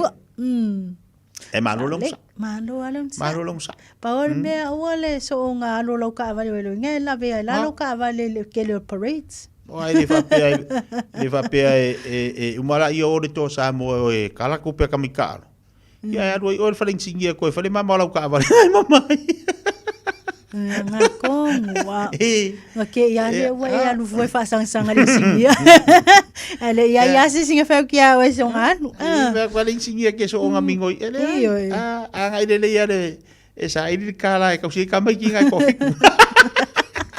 Malo va te mo tapo kala me mata mo liva ya solo le tofinga fa tai vi ele li pe an fa ya tu stala ya le to te li mai tapo kala me malo lava lo sai malo fa wa ta I mana tu la to mo fa ponga tapo kala me la so ta ya sa le tia ia fa tai mo le ava no mai tau foi le malo se tato atu no ia o tato tala nei yo o lo maua o male le au te lenga I lungo peng fai langi le website ia me se foi lungo le Facebook page ia o foi le fai tau manino fai tau sto ai o le malo se tato atu no le tele ia o tala ia o lo o mai se tato atu no e me se foi nei New Zealand ia o nisi le la langi foi ia wa foi lo a sila male sila fia ia o moa nei se foi mai manuia malo fa tai tau sala po kala men le vangal tai au fa fo ngam tato atu no e on avatu tato tala o to ilungo penga fai langi io e melo tupu tino tato atu ni sambo le ngato foi le o melo tupu tino nei atu no ia o te roa nau tu na tua ya to ilo fai tau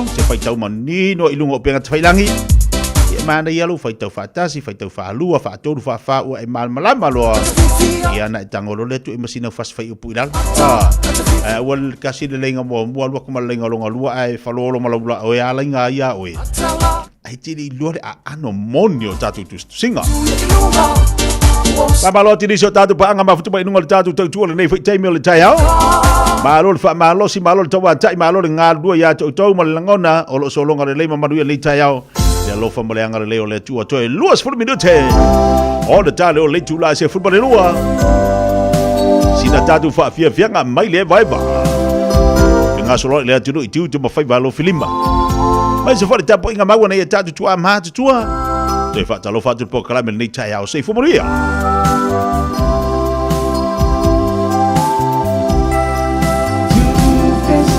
Sili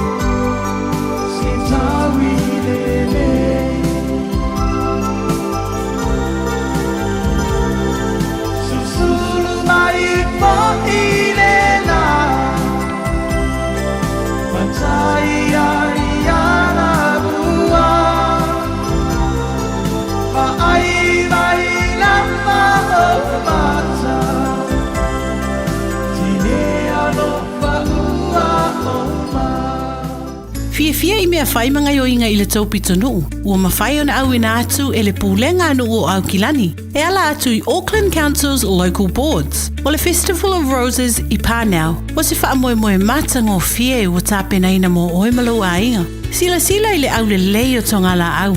Mai moa i le tele o whaafia fianga. Tau mawhai mea ai ese. Whaatau mea tau lima. Ma le tele o vainga e ao ngā mole a inga atoa. Amatalia le aso se fulu o Novema. Mai le se fulu tasi il tai au, anga i le whae le afiafi, i le Dove Maya Robinson Park Pānau. Mo nisi whaamtalanga, tanga i ana i le ourauckland.nz, ma o omi le upu events. Whai mea alofa i a inga mawo i Samoa, e ala i le whaatawina o se hotel tā alofa voucher. E mawhai ona whaongaina mo aso tā ua whailongaina. E pei o aso whanau, whaipoiponga, pe whai malolonga mo tā whawhawai whaiungo vai aso. Whaatau e oi New Zealand nei, ai piki elo a inga i Samoa. Tanga i ane i le pacific40.com/hotel. Ma whaatau nei loa. Pe wala au i le o lua tasi, o valu tolu tolu, lua lua lua tolu. O lua tasi, o valu tolu tolu, lua lua lua tolu. O le A1A Tree Care Limited, lātou te whaia au onanga nei. Teu, whaamama, whaangata, pe abe sea ni la au mapongati mai lo whanua. E mawhai fo iona lātou te wina lau tonga la au matoi tatou. Wasilia mar se fulu tau sanga o lana tautua. Wala au loa le A1A Tree Care Limited, le olua tasi o lua o tolu ono o.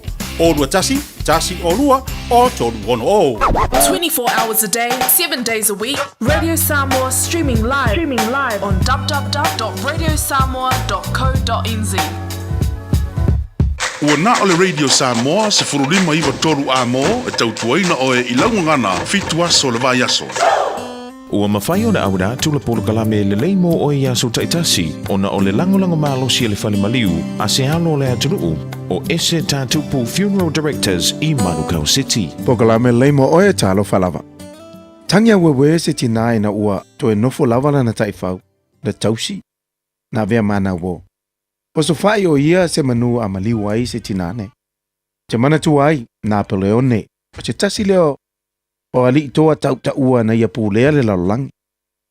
Na maliu to tasi o ia a o whaate aina i le aitu fuo o sangato Elena.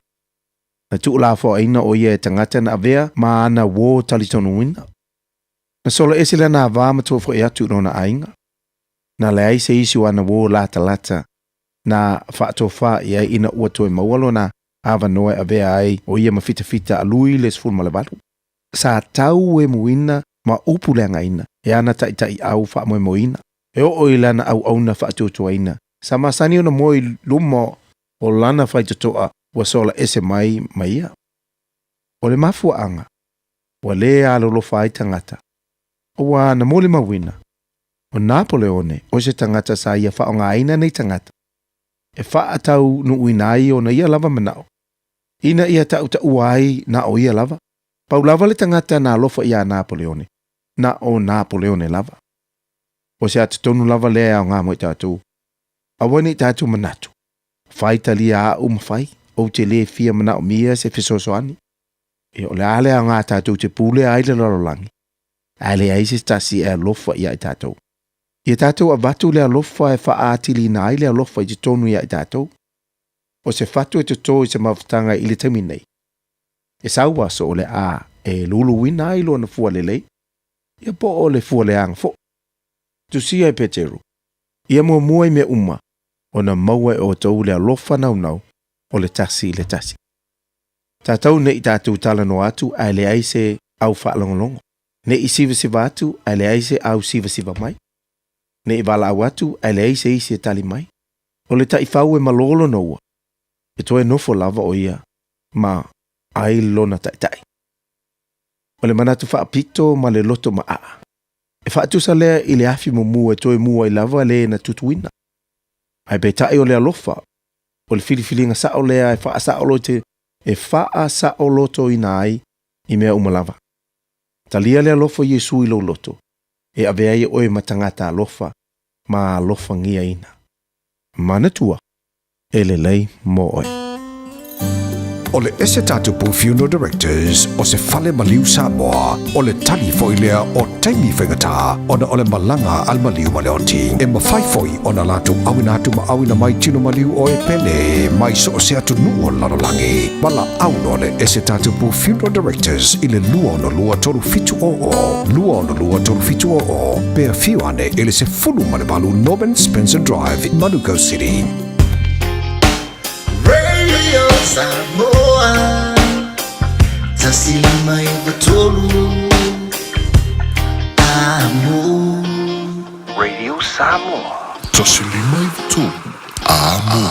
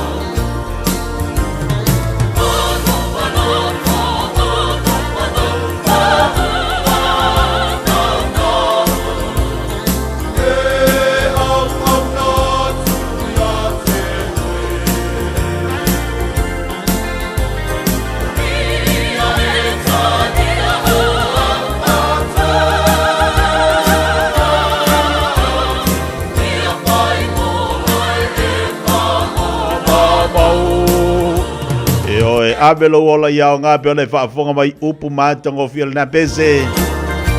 O waso totoe. Nei o langa o lo e mawai le malosi ma le ola. Pao ngā te tau lo tātou ola mo le lii. Ioe. Ia ua o moe mitinga ia na ia tātou mātua ia sola. Ioe. Whai mai anga i ko inga mga i lo umaku ko i la aso si anga whangau. O ke manga o ia ave ko ola e whao ngā mo le lii. Ke vinga le lo umakua si anga kamakengi. Ke manga o ke ngofo si a oao. Vinga ko inga male lo umakua si la kamakama. Ke manga o ke su e malua. Ke manga o ke su e piuna. O la ngonga ngao o mātua. Whao ngā whanau mo le lii. Yo, ese le nau ta ingo matu i laso. Ia a o siang kama ke nge whai mai ka ke manga o ia e wa ia kua e ngofo sea o ao. Te melang kama ke nge ia le lei, la kau mawhai aku ia ai. Amu ia i la tō e ua whai mawhale tua o lau whingalue ngā le tua. Ia ese fo i tangata al malato wala awina. La ngono matu i laso wha ngā le ola e oi se whai mawhale kua. Ia e oi se whai mawhai whi au. A oi le a whai le whatu ai ngā tausi. Tō futangata bolona wala awina whaaftai le upo le li mo tātou le nei tai au. Le lei mo oe whaamarasi au fo i le nei vai aso ma lamtanga le nei vai aso. Le lui tau le nā mo oe mak mo tātou umalava. Ia matau alunga tuai le nei pese mana ia. Ave lo wola ia o ngā, ave fo isi ola te tia ia o ngā mo le li. So soani mo tātou uma ia maua le ata mar fia fia. So soani le tasi o le vai la usili nā mataua. Leo te tolu minuta talo le tula se futma le lua. Tau alunga se tau tua te tia la mtanga le vai aso la songa fua le nei oka o kaise au le leo le asonga fua. Pe ia ua ngalu e ngā avila kakanga me i whafawai aku whaafunga le aku. Aia ua mamango i kongo na masingi ia e reisi me o ia i koe la fo i kaya. Tatu te whina o le aso atayau le lofa malanga le leo tatu tapau sina langi aso atayau pakala masani. Toi te pale ainga mo tatu le tula se fulu. Tatu whina i fo le tula iwa le atayau pakala me pe ona iai. Ia se fulu pakala me le toi te pale ainga. Afa le tula se matasi tatu so ta inga makuin pauki. E vai vanga masani ale tau tua le fifia mai. Maua le malosi mo tatu. Tatu whauina i leo tatu pakala me pe ona masani. Alofa te lea tu lava tia. Le lei fo iaso fa aftai le mafta mai fa aftai fo le eva mai e longo le tatu pokalame ia le tofa ia fonga mua se umanu Francis Yane le fo tapena mai e fa wau le tatu tautua titi alo fa tele tu lava tau ma vai le pese le sunga misi lo kisua le funga la au le na so i fu mai manuia.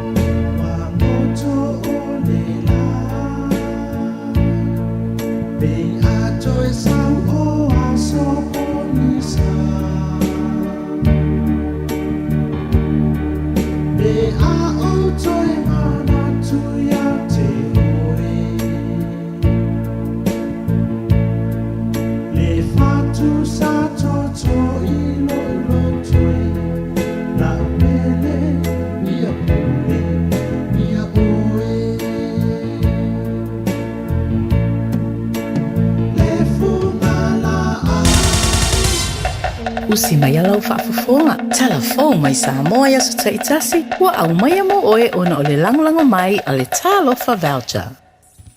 O te whaatalofa le tātou watino, o tātou whero e fwoi ma mafuta i le amatanga o le nei vā yaso, ia wā fwoi le whaua wino le tautua masani, tala tau longo mai Samoa. O taunu o le tātou watino o le company mai whafo o whaingoa ina o le Salvoa, o le lātou ngā ruenga o le tau mawhailea a veese umasua au, o lo i lunga o le vasu e su e le fitafita o le Sambia le malo New Zealand, le HMN CRS Manawanui, leo lo ngoto i ngā tai whale i sauti o le tātou motua uponu. O le astofi na te reina tu ina atua i e lea company i le komiti le malo Samoa, le komiti lea whea ngai mga ruenga whasoa swani, pe atu le imaini a whia ngai lamati ai le ngā tai whale, le lātou wata o le fuafuanga po le plan, mo le ave seo sua au o lo i lunga o le vasu e sue. O wha i loa i se pepo wha amtalanga, o le au mai o lea company lo wha tupe le malo New Zealand, e ala i le vaenga le pui ngā le malo.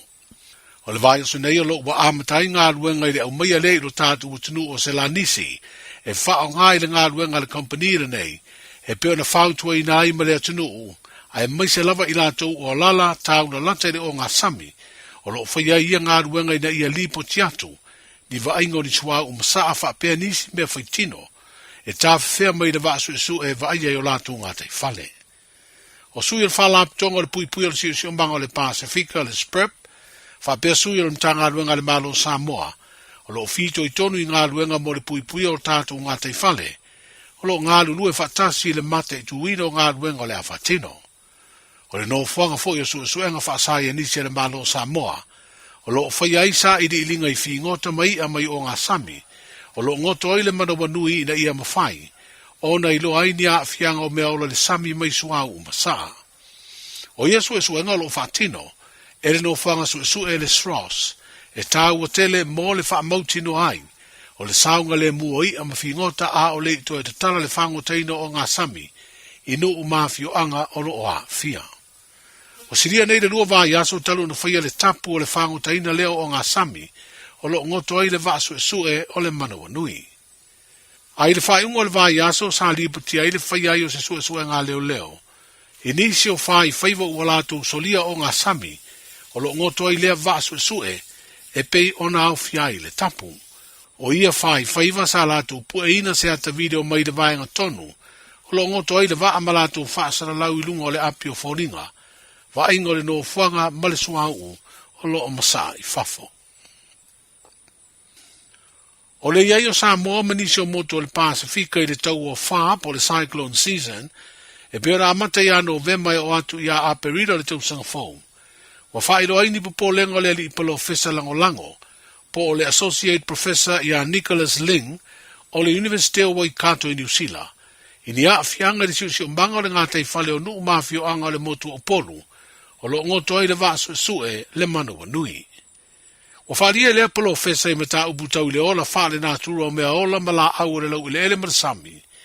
E te tau na whanati nā tira ngā ruenga, e ave se aisua au mai le vaa o le manawanui, a wā a iaini matangi mālolosi a vea mā whae tūle mai. E ma whae o na whaaleanga i nai le vasu e sue ua ngoto, ma sara lau ai ma sua au o lo i lungo le vaa. O lo wha lea manatu o polo fesa ling, i le o ngā sami o lo ngoto ai le manawanui e papau, mai whaingo fio no so wha i ngalu, wha pia ave mālo losi o le sami. I le teimio se wha, ma ave ai ma vanua e masa ai i whafo le telo suau o lo ilungo le vaa. O wha ilo fo i e lea polo fesa i le leiponti e le leitio New Zealand. O le malosi o se wha ma whai ono i ai ngalu mau o lunga mau mālo losi. E wha leanga i nai lea au, ia ma o se isi lea i tū sili o na whainga tā, i le tū lai mai o ni winga ma e mae o le tau le teimile nei o le tau o wha. O wha iloa le official va ai tau e lua ni e whae ono a fiairo tātu o tino. Peitai, e mau a laro lava le tūlanga e ono tū lai mai ai se a wha. E iwa se lau limas furuafe lito o sua au, sa ilunga le manawanui na uangoto e le asofito le masina na te nei o ke topa. O le kuata muni muni wha o onga le neitu sanga, o le auru whale ai whanau wa fia i sā wanga, le aulo tausia le whalaptonga le toa manga mo e popua ngā tia.